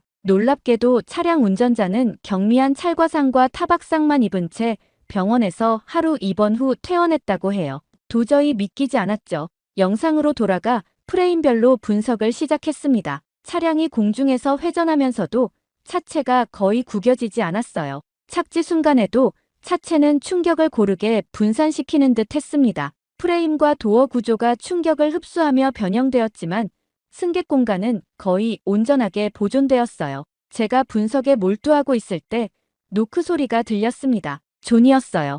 아직 아침 인사도 건네기 전에 그는 제 모니터를 힐끗 보더니 코웃음을 쳤습니다. 아직도 그거 보고 있어? 조작이 분명해. 저딴 차가 그럴 리가 없어. 존의 단정적인 말투에 짜증이 났지만 감정을 드러내지 않았어요. 대신 제가 분석한 내용을 차분히 설명했습니다. 이 영상은 조작된 게 아니야. 차체 변형 패턴을 봐. 에너지 분산 구조가 정확히 작동했어. 승객 공간을 보호하도록 설계된 거지. 존은 고개를 가로저었어요. 한국 차가 그런 기술을 가졌을 리 없어. 영상이 조작됐거나 아니면 그냥 엄청난 운이었겠지. 그의 말을 더 듣고 싶지 않았습니다. 다시 영상으로 집중했어요. 존이 문을 닫고 나간 후 저는 차체 구조를 더 자세히 살펴봤습니다. 이 차량은 분명 고강도 강철과 알루미늄의 복합 구조를 갖추고 있었어요. 전통적인 자동차 설계와는 다른 접근법이 보였죠. 같은 유형의 사고를 당한 다른 차량들의 자료를 찾아봤습니다.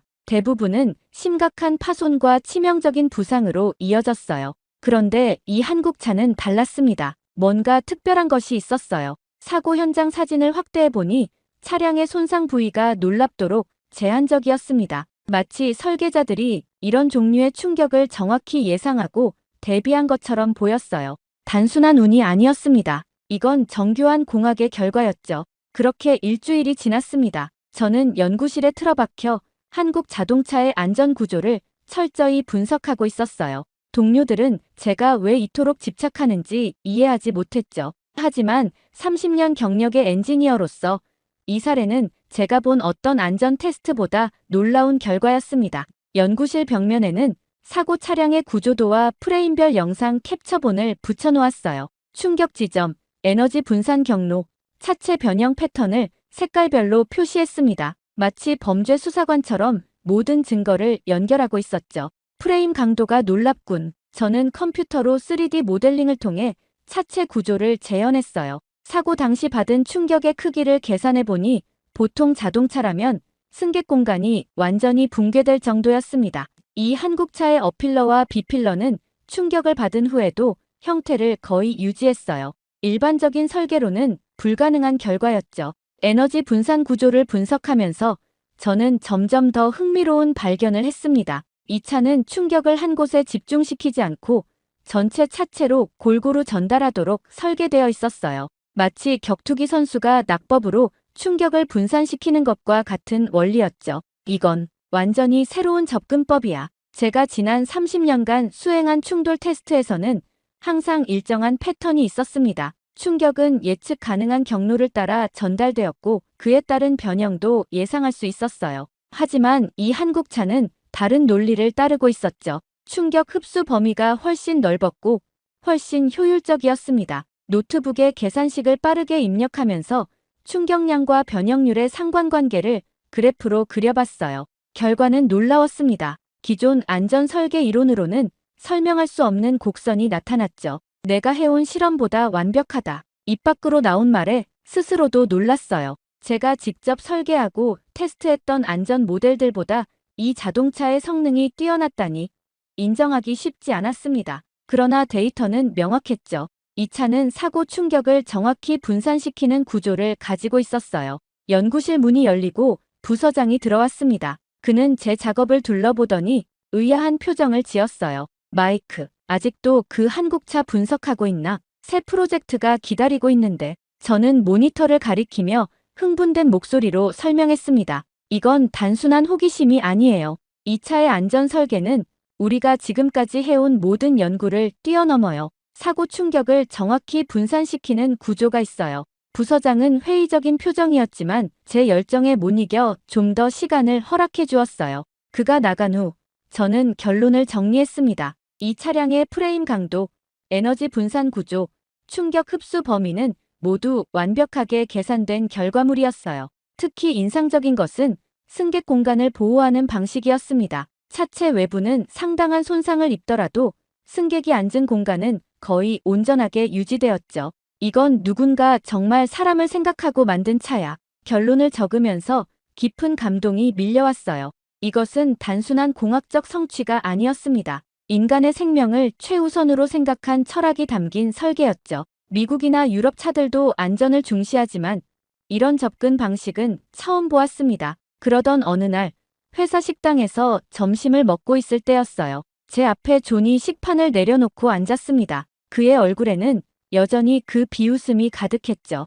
저는 한국 자동차 회사의 기술력에 대한 논문을 읽고 있었습니다. 아직도 그 차에 집착하고 있나? 이제 그만 놓아주지 그래. 존의 말투에는 여전히 조롱이 묻어 있었어요. 저는 책을 접고 그를 똑바로 쳐다봤습니다. 존, 난 직접 한국에 가보기로 했어. 그 기술이 어떻게 작동하는지 직접 확인해야겠어. 제 말을 들은 존의 포크가 식판에 떨어졌어요. 그의 눈이 놀라움으로 커졌습니다. 뭐라고? 그 나라에 직접 가본다고? 진짜 그딴 나라까지 가서 뭘 보겠다고? 존은 코웃음 치며 주변 동료들을 향해 말했어요. 여러분, 들었어요? 마이크가 한국에 간대요. 그 조잡한 차들이 어떻게 만들어지는지 보러요. 몇몇 동료들이 웃음을 참지 못했지만 다른 이들은 불편한 표정을 지었습니다. 저는 침착하게 대답했어요. 내가 지난 30년간 해온 모든 테스트보다 더 놀라운 결과를 보여준 차야. 엔지니어로서 그냥 넘길 수 없어.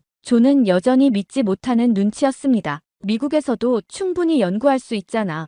굳이 그런 먼 나라까지 갈 필요가 있나? 말이 아니라 눈으로 봐야겠어. 난 그런 사람이니까. 제 단호한 대답에 존은 어깨를 으쓱했어요. 하지만 그의 눈빛이 조금 흔들리는 것이 보였습니다. 아마도 제가 진지하다는 것을 처음으로 느꼈나 봅니다. 식사를 마치고 사무실로 돌아와 한국행 비행기 표를 검색했어요. 서울까지 가는 직항편을 찾아보니 다음 주에 자리가 있었습니다. 마우스 커서가 예약하기 버튼 위에서 잠시 머뭇거렸어요. 정말 가야 하는 걸까? 이 결정이 제 경력에 어떤 영향을 미칠까? 부서장 오피스를 찾아가 문을 두드렸습니다. 안으로 들어가 제 계획을 설명했어요. 휴가를 내고 한국에 다녀오고 싶습니다. 그 자동차 기술을 직접 보고 싶어요. 부서장은 잠시 생각하더니 고개를 끄덕였습니다. 마이크, 당신의 열정은 이해해. 하지만 개인적인 호기심으로 회사 리소스를 활용하진 마. 물론입니다. 개인 휴가로 다녀올게요. 다만 복귀 후 보고서를 제출하도록 허락해 주세요. 그는 동의했고 저는 사무실로 돌아와 바로 비행기 표를 예약했어요. 한국 자동차 회사에도 이메일을 보냈습니다. 자동차 안전 테스트 엔지니어로서 그들의 시설을 방문하고 싶다는 내용이었죠. 저녁에 짐을 싸면서 많은 생각이 스쳐 지나갔어요. 한국은 제게 완전히 낯선 나라였습니다. 언어도 문화도 모르는 곳이죠. 하지만 그곳에서 찾을 수 있는 기술적 통찰이 제 모든 불안을 덮어버렸어요. 다음 날 아침 회사에 도착하자 소문이 이미 퍼진 상태였습니다. 동료들은 호기심 어린 눈으로 저를 바라봤어요. 존은 여전히 믿지 않는다는 표정이었지만 그의 눈에서 약간의 의심이 느껴졌죠. 정말 가는 거야? 시간 낭비가 될 텐데. 저는 웃으며 대답했습니다. 존, 가서 확인해 보면 알겠지. 때로는 우리의 선입견을 버리고 직접 보는 게 중요해. 그리고 마침내 14시간의 긴 비행 끝에 인천국제공항에 도착했어요. 시차 적응도 안 된 상태로 호텔에서 하룻밤을 보내고 다음 날 아침 일찍 한국 자동차 회사에서 보낸 차량이 저를 맞이했습니다. 운전기사는 영어로 간단한 인사를 건넸죠. 안녕하세요, 마이클 씨. 현대자동차 연구소로 모시겠습니다. 창밖으로 서울의 풍경이 지나갔어요. 고층 빌딩들과 정돈된 도로, 그리고 수많은 자동차들. 특히 눈에 띄는 것은 도로 위를 달리는 자동차의 절반 이상이 한국 브랜드라는 점이었습니다. 미국에서는 보기 힘든 광경이었죠. 2시간 정도 달려 도착한 곳은 현대자동차 연구개발 본부였어요.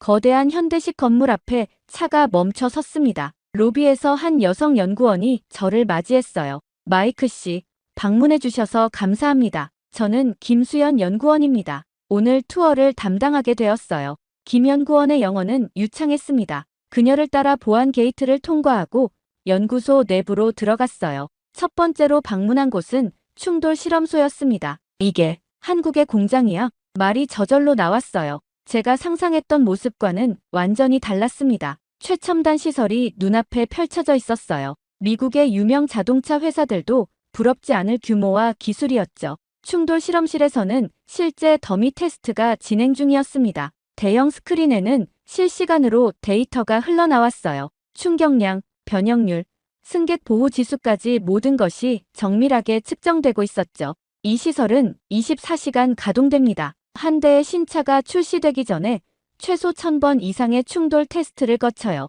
김 연구원의 설명에 놀라움을 감출 수 없었습니다. 이것은 제가 미국에서 경험한 것보다 훨씬 엄격한 기준이었어요. 다음으로 방문한 곳은 소재 연구실이었습니다. 여기서는 고강도 소재 실험이 진행 중이었어요. 연구원들은 다양한 강철과 알루미늄, 심지어 탄소섬유 복합 재료까지 테스트하고 있었습니다. 이 소재는 일반 강철보다 강도는 3배 높지만 무게는 20% 가벼워요. 차체에 적용하면 안전성과 연비를 동시에 향상시킬 수 있죠. 연구원의 설명을 들으며 제 고정관념이 하나씩 무너지는 것을 느꼈어요. 이들의 기술력은 미국보다 뒤처지기는커녕 오히려 앞서 있었습니다. 점심 식사 후 방문한 조립 공장에서는 또 다른 놀라움이 기다리고 있었어요. 로봇 자동화 시스템이 거의 완벽하게 작동하고 있었습니다. 인간의 손길은 최종 품질 검사에서만 필요할 뿐이었죠. 이 로봇들은 0.01mm 오차 범위 내에서 작업해요. 인간보다 정확하고 일관된 품질을 보장하죠. 공장 한쪽에서는 특별한 테스트가 진행 중이었습니다. 완성된 차량 프레임의 다양한 방향에서 압력을 가하는 실험이었어요. 컴퓨터 화면에는 스트레스 분포도가 실시간으로 나타났습니다. 이 테스트는 차량이 다양한 충돌 상황에서 어떻게 반응하는지 보여줘요. 우리는 이 데이터를 바탕으로 설계를 지속적으로 개선하고 있습니다. 하루 종일 연구소와 공장을 둘러보면서 저는 계속해서 메모를 남겼어요. 처음에는 단순한 호기심에서 시작된 방문이었지만 점점 더 진지한 연구로 변해가고 있었습니다. 마지막으로 연구소 책임자와의 미팅이 있었어요. 박사 학위를 가진 60대 엔지니어였습니다. 리 씨, 우리가 안전에 집중하는 이유는 간단합니다. 차 안에는 누군가의 가족이 타고 있기 때문이죠. 그의 말에 깊은 감명을 받았어요. 이것은 단순한 비즈니스가 아닌 사명감에 가까웠습니다. 호텔로 돌아오는 길에 창밖을 바라보며 생각에 잠겼어요. 이 정교함, 미국보다 5년은 앞섰다. 연구소 방문 다음 날, 김 연구원이 제게 특별한 제안을 했어요. 마이크 씨, 오늘은 직접 우리 차를 운전해보는 건 어떨까요? 서울 도심부터 고속도로, 그리고 시골길까지 다양한 도로, 환경을 경험해 보실 수 있을 거예요. 그녀의 제안에 망설임 없이 동의했습니다. 이론적인 분석도 중요하지만 실제 주행 경험이야말로 차량의 진정한 품질을 판단할 수 있는 방법이었죠. 연구소 주차장에서 최신 모델의 세단이 저를 기다리고 있었어요. 광택 나는 진회색 외관과 세련된 디자인이 눈길을 사로잡았습니다. 운전석에 앉자 첫 느낌부터 남달랐어요. 좌석은 마치 제 몸에 맞춘 듯 편안했고 계기판은 직관적으로 배치되어 있었죠. 시동을 걸자 예상과 달리 거의 소리가 들리지 않았습니다. 엔진이 작동하고 있다는 것을 계기판의 불빛으로만 알 수 있을 정도였어요. 김 연구원이 웃으며 말했습니다. 소음과 진동 제어에 특별히 신경 썼어요. 이제 출발해볼까요? 서울 도심으로 향하는 도로에 진입했어요. 처음에는 낯선 좌측 통행에 긴장했지만 금세 적응할 수 있었습니다. 차량의 반응성이 놀라웠어요. 가속 페달을 밟는 순간 즉각적으로 반응하면서도 부드러운 가속감을 제공했죠. 이 도로는 왜 이렇게 조용하지? 속도가 올라가도 실내로 들어오는 소음이 거의 없었어요. 마치 방음부스 안에 있는 듯한 느낌이었습니다. 김 연구원이 설명했어요. 3중 방음 설계와 특수 흡음 소재를 사용했거든요. 도로 소음과 바람 소리를 최대한 차단하는데 중점을 뒀습니다. 서울 도심의 복잡한 교통 상황에서도 차량의 민첩한 반응성은 변함이 없었어요. 좁은 골목길에서 급하게 방향을 바꿔야 할 때도 정확하게 움직였습니다. 내비게이션은 한국어였지만 김 연구원이 간간히 방향을 안내해 주었어요. 도심을 빠져나와 고속도로로 진입했습니다. 속도를 높이자 차의 진가가 더욱 명확하게 드러났어요. 120km/h까지 속도를 올려도 핸들은 안정적이었고 노면의 작은 충격도 승객에게 전달되지 않았습니다. 이 차 정말 훌륭한데요. 고속에서도 안정감이 뛰어나네요. 김 연구원은 자랑스러운 표정으로 고개를 끄덕였어요. 서스펜션 시스템이 노면 상태에 따라 실시간으로 조정됩니다. 전자제어 시스템이 미세한 변화도 감지해서 대응하죠. 고속도로를 달리다 휴게소에 들러 잠시 쉬었습니다. 주차장에는 같은 제조사의 다양한 모델들이 줄지어 서 있었어요. 휴게소를 나와 이번에는 시골길로 방향을 틀었습니다. 포장이 잘 되지 않은 도로를 달리는 동안에도 승차감은 여전히 편안했어요. 작은 돌멩이나 홈이 있는 곳을 지나도 충격이 거의 느껴지지 않았습니다. 김 연구원이 시골 마을 정비소에 들르자고 제안했어요. 작은 정비소에 도착하자 기술자 2명이 반갑게 맞이했습니다. 김 연구원이 간단한 점검을 부탁했고 놀랍게도 모든 과정이 10분 만에 끝났어요. 이런 빠른 정비는 처음 봤습니다. 미국에서는 이 정도 점검에 적어도 1시간은 걸릴 텐데 김 연구원이 웃으며 설명했어요. 정비의 효율성도 설계 단계에서부터 고려합니다. 부품 접근성을 높이고 진단 시스템을 개선해서 시간을 단축했죠. 서울로 돌아오는 길, 저는 조용히 생각에 잠겼습니다. 하루 종일 다양한 환경에서 이 차를 운전해봤지만 단 한 번의 불편함도 느끼지 못했어요. 정숙성, 반응성, 편안함 모두 최상급이었습니다. 이런 승차감, 이 가격대에서 못 느껴봤어. 게다가 정비도 10분 만에 끝나. 그렇게 한국 방문의 마지막 날이 밝았습니다. 오늘은 현대자동차 연구진들과의 공식 미팅이 예정되어 있었어요. 호텔 로비에서 김 연구원을 만나 본사로 향했습니다. 이번에는 기술연구소가 아닌 본사 회의실에서 핵심 연구진들을 만날 예정이었죠. 회의실에 들어서자 다양한 연령대의 연구원 6명이 자리하고 있었어요. 모두 영어로 대화가 가능했고 자신의 분야에 대한 전문성이 느껴졌습니다. 김 연구원이 간단히 소개를 했죠. 여기 계신 분들은 우리 회사의 안전기술 핵심 연구팀입니다. 각자 구조 설계, 소재 개발, 충돌 테스트, 인공지능 시뮬레이션 분야의 전문가들이에요. 첫 번째로 발표한 소재 개발팀 리더는 자동차 프레임에 사용되는 특수 강철에 대해 설명했습니다. 그들은 일반 강철보다 40% 가볍고 강도는 60% 높은 소재를 개발했다고 해요. 이 소재가 사고 시 충격을 효과적으로 흡수하는 비결입니다. 가벼우면서도 강한 소재가 차체 전체에 적용되어 있죠. 두 번째 발표자는 차량 구조 설계팀 책임자였어요. 그는 스크린에 복잡한 도면을 띄웠습니다. 우리 차의 구조는 라이프링이라는 개념을 기반으로 합니다. 승객 주변을 여러 층의 보호막으로 감싸는 거죠. 충격이 가해지면 외부부터 순차적으로 에너지를 흡수해 승객에게 전달되는 힘을 최소화합니다. 발표가 진행될수록 저는 더욱 깊은 인상을 받았어요. 이들의 기술은 단순히 앞선 것이 아니라 근본적으로 다른 접근 방식을 취하고 있었습니다. 미국과 유럽의 자동차 회사들이 성능과 디자인에 초점을 맞추는 동안 이들은 인간의 안전을 최우선으로 고려하고 있었죠. 질의응답 시간에 제가 물었습니다. 이렇게 높은 안전성을 유지하면서도 경쟁력 있는 가격을 제공하는 비결이 뭔가요? 잠시 침묵이 흐른 후 가장 연장자로 보이는 연구팀장이 답했어요. 우리는 차를 만들지만 그 안에 사람의 생명을 먼저 생각합니다. 기술 자체보다 그것이 사람에게 어떤 가치를 줄 수 있는지가 우선이죠. 이런 철학이 결국 효율적인 방식을 찾게 만들고 불필요한 요소를 제거하게 합니다. 그의 말에 조용히 고개를 끄덕였어요. 처음으로 제 눈에 자부심이 스쳤습니다. 엔지니어로서 존경심이 우러나오는 순간이었죠. 오후에는 연구팀과 함께 실제 충돌 테스트를 참관할 기회가 있었어요. 방호복을 입고 안전 유리 너머로 테스트를 지켜봤습니다.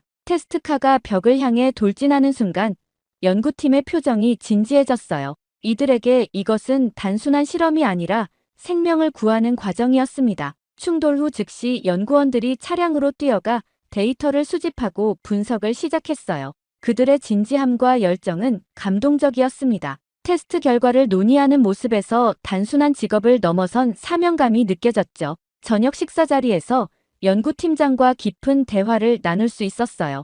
그는 30년 경력의 베테랑이었습니다. 기술이 기술을 이긴 게 아니야. 사람을 위한 기술이야. 제가 맥주를 마시며 중얼거렸죠. 연구팀장은 미소를 지으며 고개를 끄덕였어요. 정확합니다. 우리는 단순히 좋은 차를 만드는 것이 아니라 그 차를 통해 어떤 가치를 전달할 것인가를 항상 생각합니다. 이 차는 기술이 아니라 정신입니다. 그렇게 미국으로 돌아가는 비행기 안에서 제 노트북을 열었어요. 일주일간의 한국 방문에서 얻은 자료들을 정리하기 시작했습니다. 사진, 동영상, 인터뷰 내용까지 모두 소중한 증거였죠. 이제 제 눈앞에는 명확한 진실이 있었습니다. 인천공항을 떠나기 전 현지 방송국의 인터뷰 요청을 받았어요. 처음에는 망설였지만 제가 경험한 것을 나누고 싶다는 마음이 강해져 수락했습니다. 처음엔 반신반의했어요. 카메라를 향해 솔직하게 말했죠. 미국에서는 한국 자동차에 대한 오해가 많습니다. 저도 그중 한 명이었어요. 인터뷰어가 제 경험에 대해 물었을 때 제 목소리에는 확신이 담겨 있었습니다. 이제는 말할 수 있습니다. 이 차는 진짜입니다. 그리고 이 나라, 존경할 만해요. 단순한 기술적 성취를 넘어 인간에 대한 깊은 이해와 배려가 느껴졌습니다. 비행기가 미국 상공에 진입할 무렵 귀국 후 해야 할 일들을 정리했어요. 가장 먼저 존을 만나 제 경험을 공유하고 싶었습니다. 그의 고정관념을 바꿀 수 있을까요? 쉽지 않겠지만 시도할 가치가 있었죠.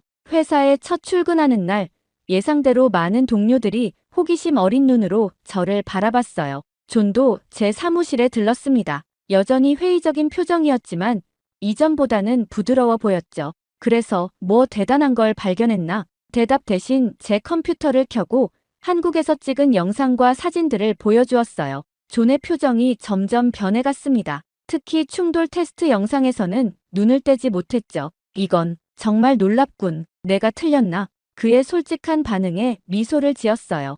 이것이 바로 제가 바라던 순간이었습니다. 다음 주에 회사 전체 미팅에서 제 한국 방문 경험을 발표하게 되었어요. 발표를 준비하면서 마지막 슬라이드에 특별한 문구를 넣었습니다. 이제 한국이 만든 차가 아니라 우리가 자랑할 차입니다. 이 문장에는 제 모든 경험과 깨달음이 담겨 있었어요. 이제 저는 단순한 관찰자가 아니라 이 놀라운 기술의 증인이 되었습니다. 처음에는 의심으로 시작된 여정이 이제 자부심으로 바뀌었어요. 그리고 이 자부심을 모두와 나누고 싶었습니다. 발표를 마무리하며 저는 한국에서의 경험을 진심으로 담아 말했죠. 제가 한국에서 본 것은 단순한 기술이 아니었습니다. 그것은 인간에 대한 깊은 존중과 생명을 소중히 여기는 철학이었어요. 저의 오랜 편견이 완전히 깨졌죠. 세계 최고 수준의 기술력을 목격한 것에 감사드립니다. 한국은 이제 자동차 기술의 미래를 이끌어가는 나라입니다.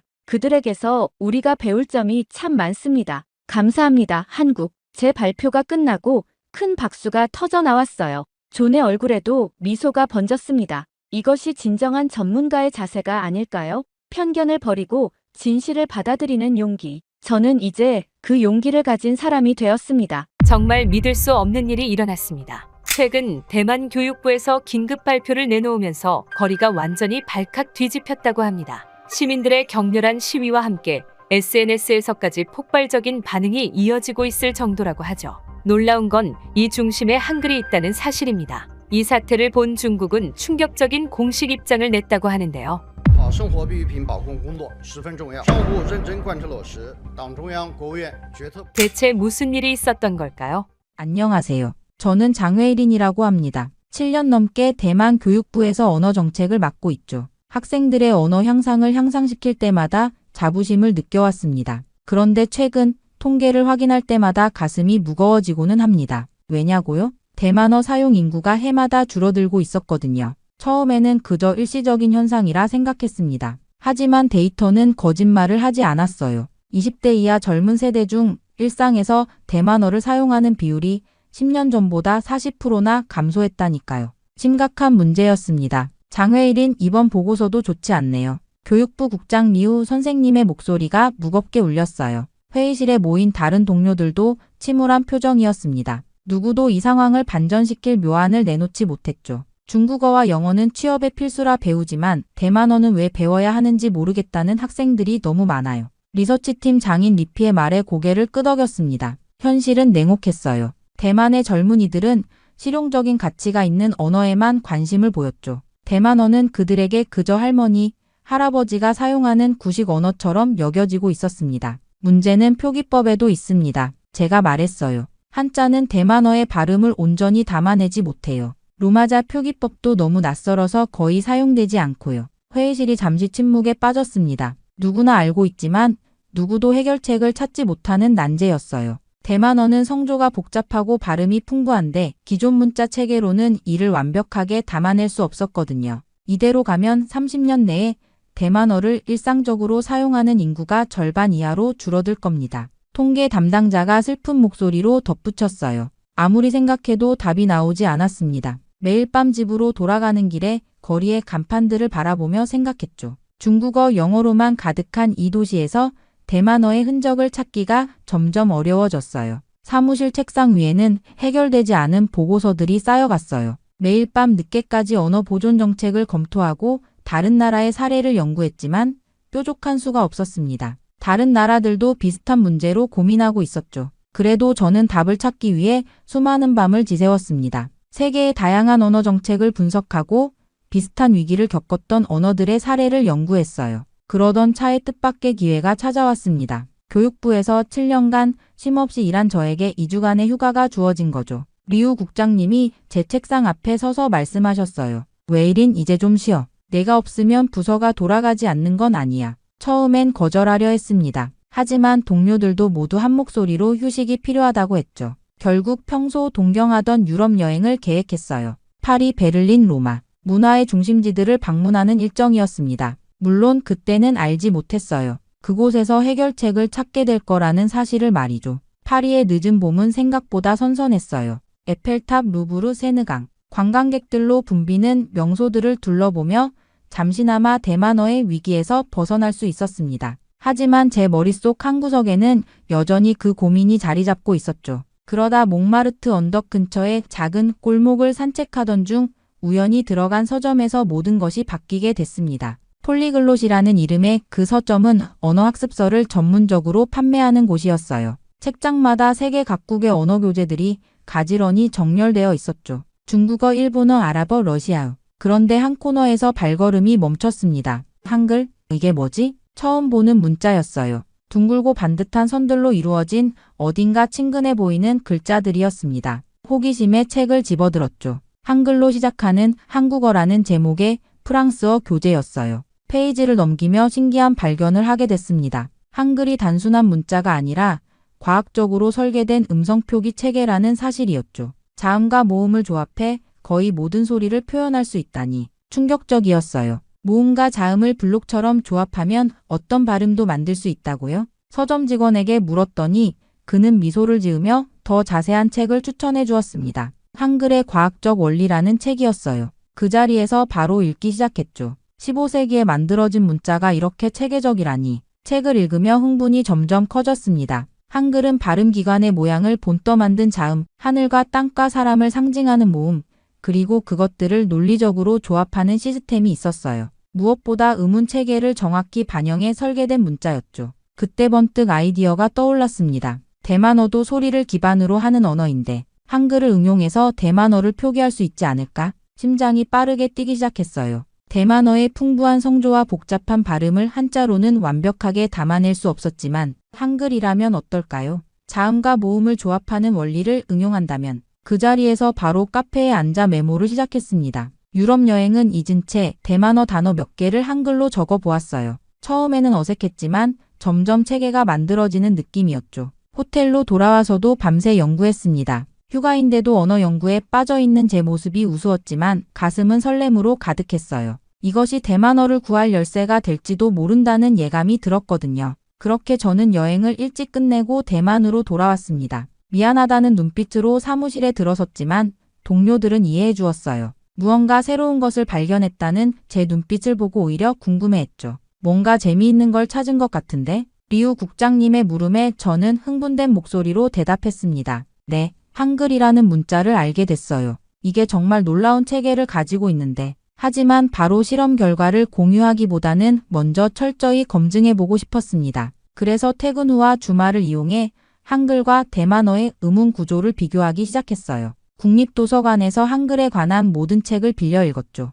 처음에는 그저 호기심으로 시작했습니다. 대만어 단어 몇 개를 한글로 적어보는 정도였어요. 감사합니다를 뜻하는 감사라는 단어를 한글로 표기해 보았죠. 이거 생각보다 잘 맞아떨어지는데 놀라웠어요. 한글의 자음과 모음 조합이 대만어의 발음을 상당히 정확하게 표현할 수 있었거든요. 특히 한자로는 표현하기 어려운 미묘한 발음 차이까지 담아낼 수 있었습니다. 흥분된 마음으로 이번에는 좀 더 복잡한 단어들을 시도해 봤어요. 대만어에는 성조가 있어 같은 발음이라도 음의 높낮이에 따라 의미가 달라지는데 이 부분이 가장 어려웠습니다. 하지만 한글 옆에 작은 기호를 추가하는 방식으로 이 문제도 해결할 수 있었죠. 일주일간의 개인 연구 끝에 어느 정도 체계가 잡혔다고 느꼈어요. 이제 다른 사람들에게도 테스트해볼 차례였습니다. 대만 국립대학교 언어학과 교수님께 연락해 학생들과 실험을 해보고 싶다고 말씀드렸어요. 흥미로운 주제군요. 한번 해봅시다. 다행히 교수님도 호의적이셨죠.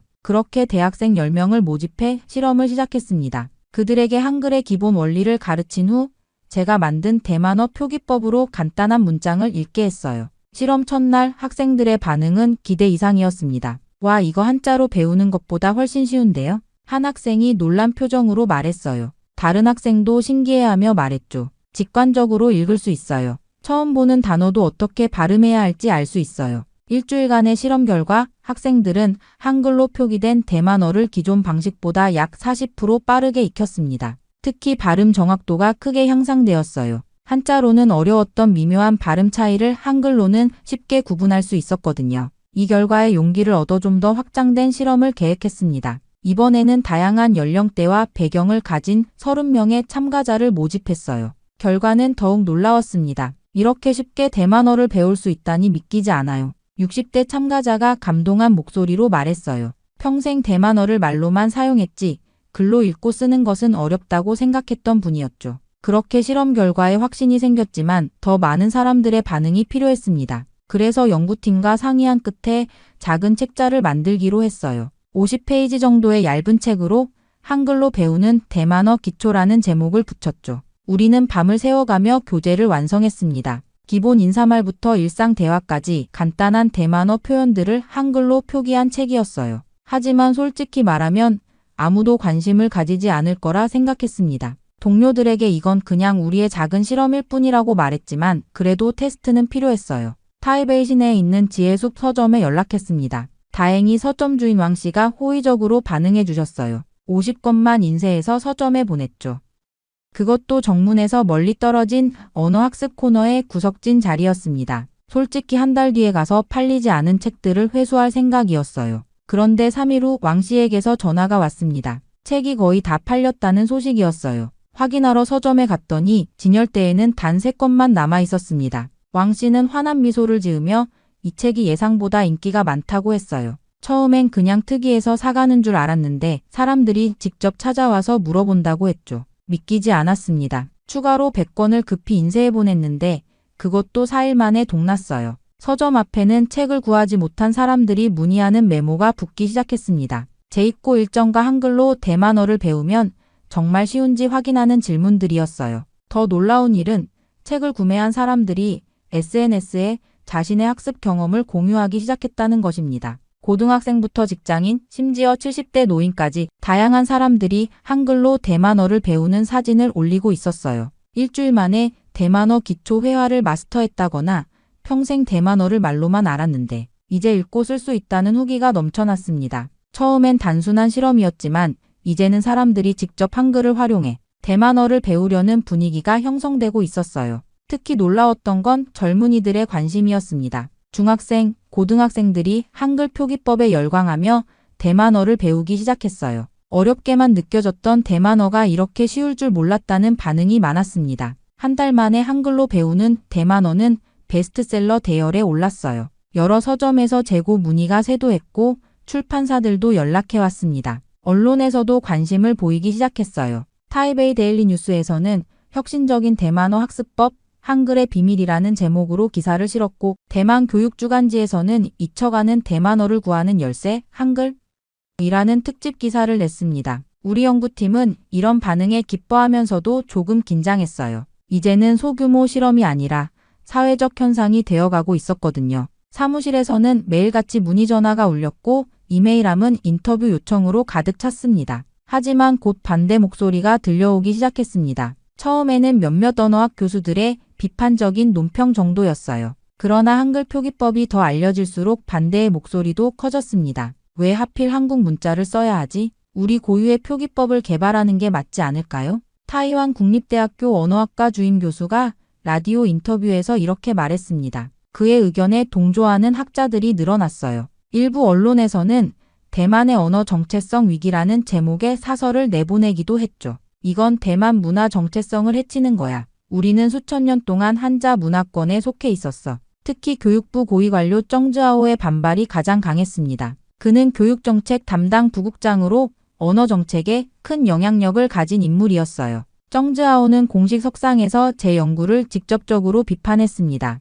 대만은 전통적으로 한자로 대만어를 기록해왔다. 한글 도입은 위험한 일이다. 이는 우리 문화적 뿌리를 부정하는 행위다. 정즈아오의 발언은 큰 파장을 일으켰어요. 그를 지지하는 학자들과 보수층도 비판을 쏟아냈습니다. 신문과 텔레비전에서는 매일같이 이 문제를 다뤘고 대만 사회는 서서히 두 진영으로 나뉘기 시작했습니다. 한글을 쓰는 순간 대만어는 본래의 정체성을 잃을 것이다. 한자 보존협회 회장은 기자회견을 열어 이렇게 주장했어요. 그의 주장에 동조하는 사람들은 한글 표기법이 대만의 문화적 주권을 침해한다고 여겼습니다. 일부는 이것이 한국의 문화적 침략이라는 극단적인 주장까지 펼쳤어요. 제가 출근길에 교육부로 향할 때면 때로는 소규모 시위대가 건물 앞에서 피켓을 들고 있었습니다. 우리의 언어를 지켜라.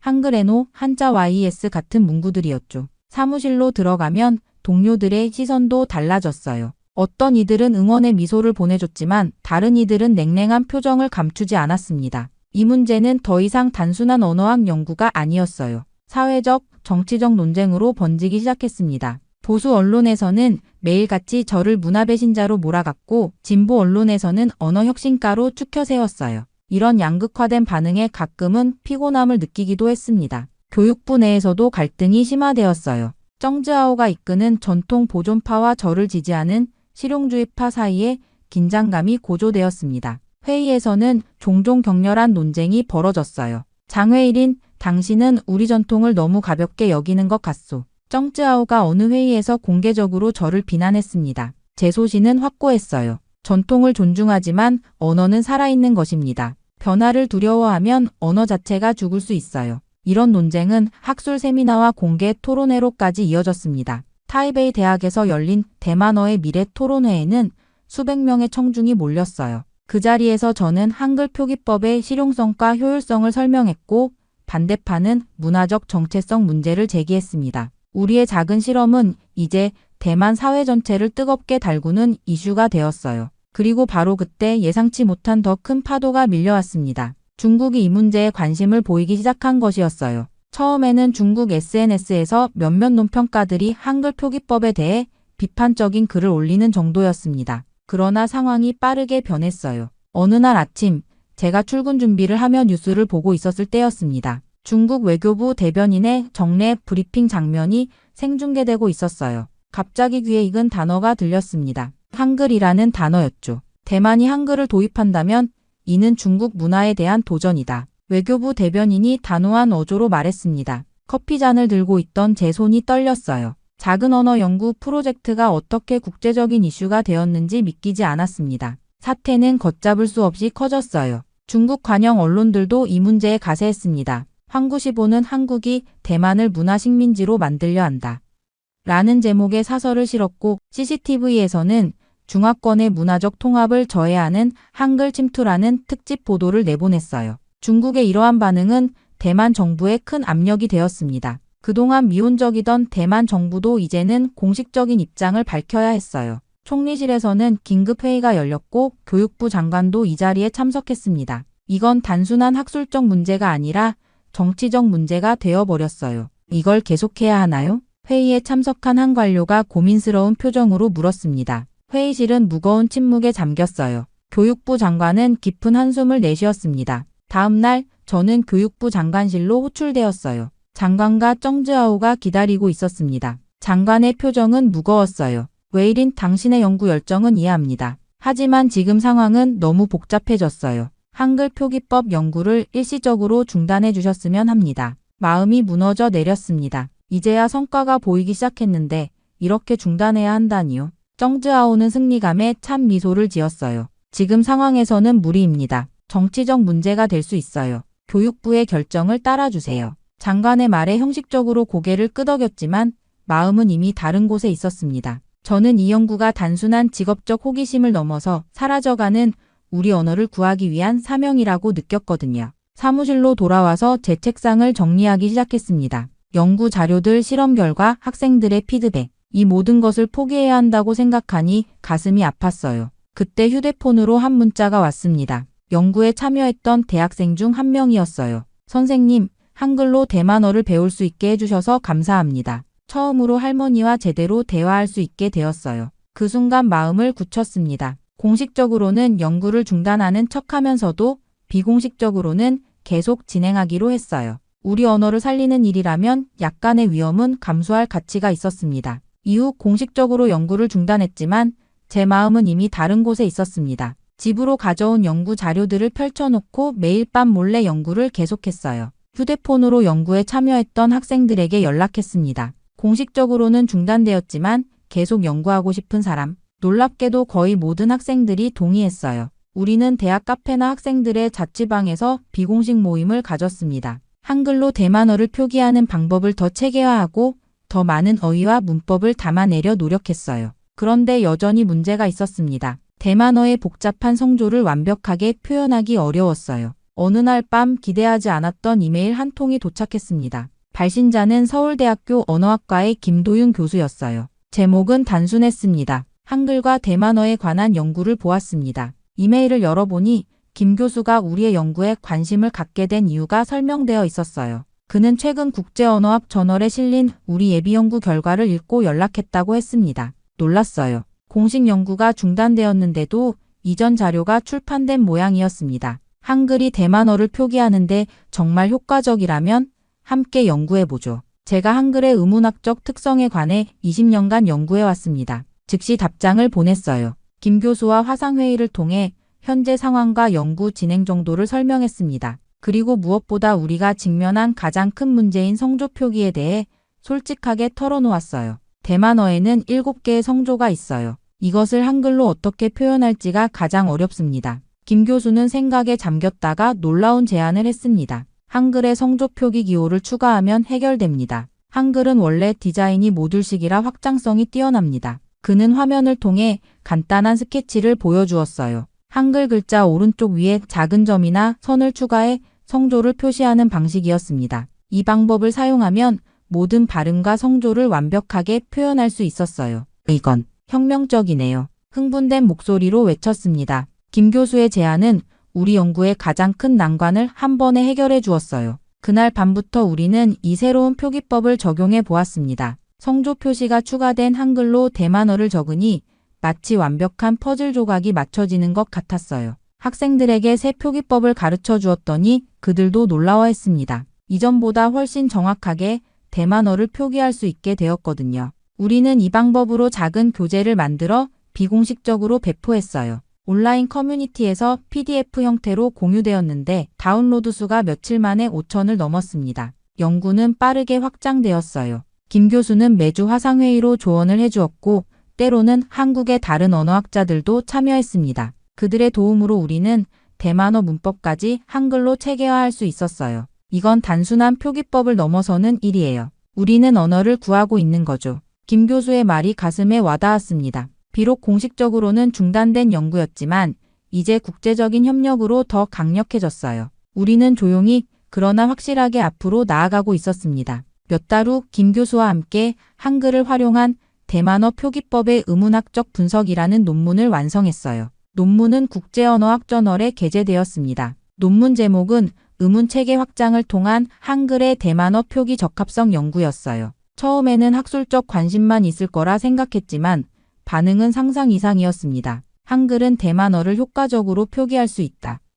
독일 베를린 자유대학교의 마르틴 교수가 국제언어학 콘퍼런스에서 이렇게 발표했어요. 그는 우리 연구를 인용하며 한글의 과학적 설계가 다른 언어 표기에도 적용될 수 있다고 주장했습니다. 일본 도쿄대학의 사토 교수도 한글 표기법은 대만어 구원의 열쇠가 될 수 있다는 논평을 발표했어요. 미국의 MIT 언어학과에서는 대만어 한글 표기법에 관한 세미나까지 개최했습니다. 국제학계가 주목하기 시작한 거죠. 그러나 가장 놀라운 반응은 대만 대중들로부터 왔어요. 은밀히 배포되던 우리의 교재가 사회관 개망을 통해 널리 퍼지면서 한글로 대만어를 배우는 사람들이 급증했습니다. 특히 젊은 세대들 사이에서는 한글로 대만 전통 민요를 부르는 새로운 트렌드까지 생겼어요. 유명 유튜버가 한글로 표기된 대만 민요를 부르는 영상을 올렸는데 조회수가 수백만을 넘었습니다. 댓글에는 처음으로 대만어 가사를 제대로 읽을 수 있었다. 할머니와 함께 노래를 불렀더니 눈물을 흘리셨다 같은 감동적인 이야기들이 넘쳐났어요. 이런 상황을 지켜보던 대만 정부도 다시 고민하기 시작했습니다. 교육부에서는 긴급회의가 소집되었어요. 저도 참석 요청을 받았는데 부서로 돌아가는 느낌이 이상했습니다. 몇 달 전에는 연구 중단을 지시받았는데 이제는 다시 의견을 구하다니요. 회의실에는 교육부 장관, 정즈아오를 비롯한 고위 관료들, 그리고 국립대학교 언어학 교수들이 모여 있었습니다. 장관이 회의를 시작했어요. 오늘은 한글 표기법에 관한 새로운 논의를 하고자 합니다. 국제적 반응과 국내 여론을 고려할 때 우리도 입장을 재검토할 필요가 있습니다. 정즈아오는 여전히 완강했습니다. 그는 두꺼운 서류를 탁자에 내려놓으며 강한 어조로 말했어요. 중국과의 관계를 생각해야 합니다. 그들은 이미 이 문제에 민감하게 반응하고 있습니다. 한글 표기법을 공식화한다면 중국의 더 강한 비난을 받게 될 것입니다. 회의실이 긴장감으로 가득 찼습니다. 모두가 초조한 표정으로 서로를 바라보고 있었어요. 그때 저는 용기를 내어 말했습니다. 이건 정치의 문제가 아닙니다. 우리 언어를 지키는 문제입니다. 데이터를 보세요. 한글 표기법 덕분에 대만어를 배우는 젊은이들이 30% 증가했습니다. 우리가 걱정했던 언어 소멸 위기에 대한 해결책이 될 수 있어요. 제 목소리는 떨렸지만 신념은 확고했습니다. 회의실은 조용해졌어요. 장관은 깊은 생각에 잠긴 듯 했습니다. 그리고 드디어 입을 열었어요. 한글 표기법을 공식적으로 검토하겠다. 교육부 산하의 연구위원회를 설치하고 장외일인을 책임자로 임명한다. 정즈아오의 얼굴이 굳어졌지만 더 이상 반대하지 않았습니다. 대만 언어 역사상 새로운 변화가 시작되고 있었어요. 회의가 끝나고 사무실로 돌아오는 길에 창밖을 바라보았습니다. 비가 내리고 있었어요. 그러나 그 빗줄기 사이로 햇살이 비치는 것 같았습니다. 싸움은 끝나지 않았어요. 한글 표기법 연구는 공식적으로 진행될 예정이지만 중국의 반발은 계속될 것입니다. 제 입가에 미소가 번졌어요. 이제 진짜 시작이다. 비가 내리는 창밖을 바라보며 중얼거렸습니다. 우리 언어, 우리 문화를 지키는 여정은 이제 막 시작되었으니까요. 이 모든 과정을 거치며 저는 언어가 단순한 의사소통 도구가 아니라 문화의 혼이라는 것을 더욱 깊이 깨달았습니다. 또한 세종대왕이 창제한 한글의 과학적 우수성과 실용성에 진심으로 감탄하게 되었어요. 한국과 한글이 저희 대만어를 살리는 데 이렇게 큰 도움이 될 줄은 상상도 못했습니다. 비록 어려운 여정이 계속되겠지만 문화와 국경을 넘어선 이 협력이 우리 언어에 새 생명을 불어넣었다는 사실에 깊은 감사를 느낍니다. 한글은 단지 한국의 문자가 아니라 이제 우리 대만인에게도 희망의 상징이 되었습니다.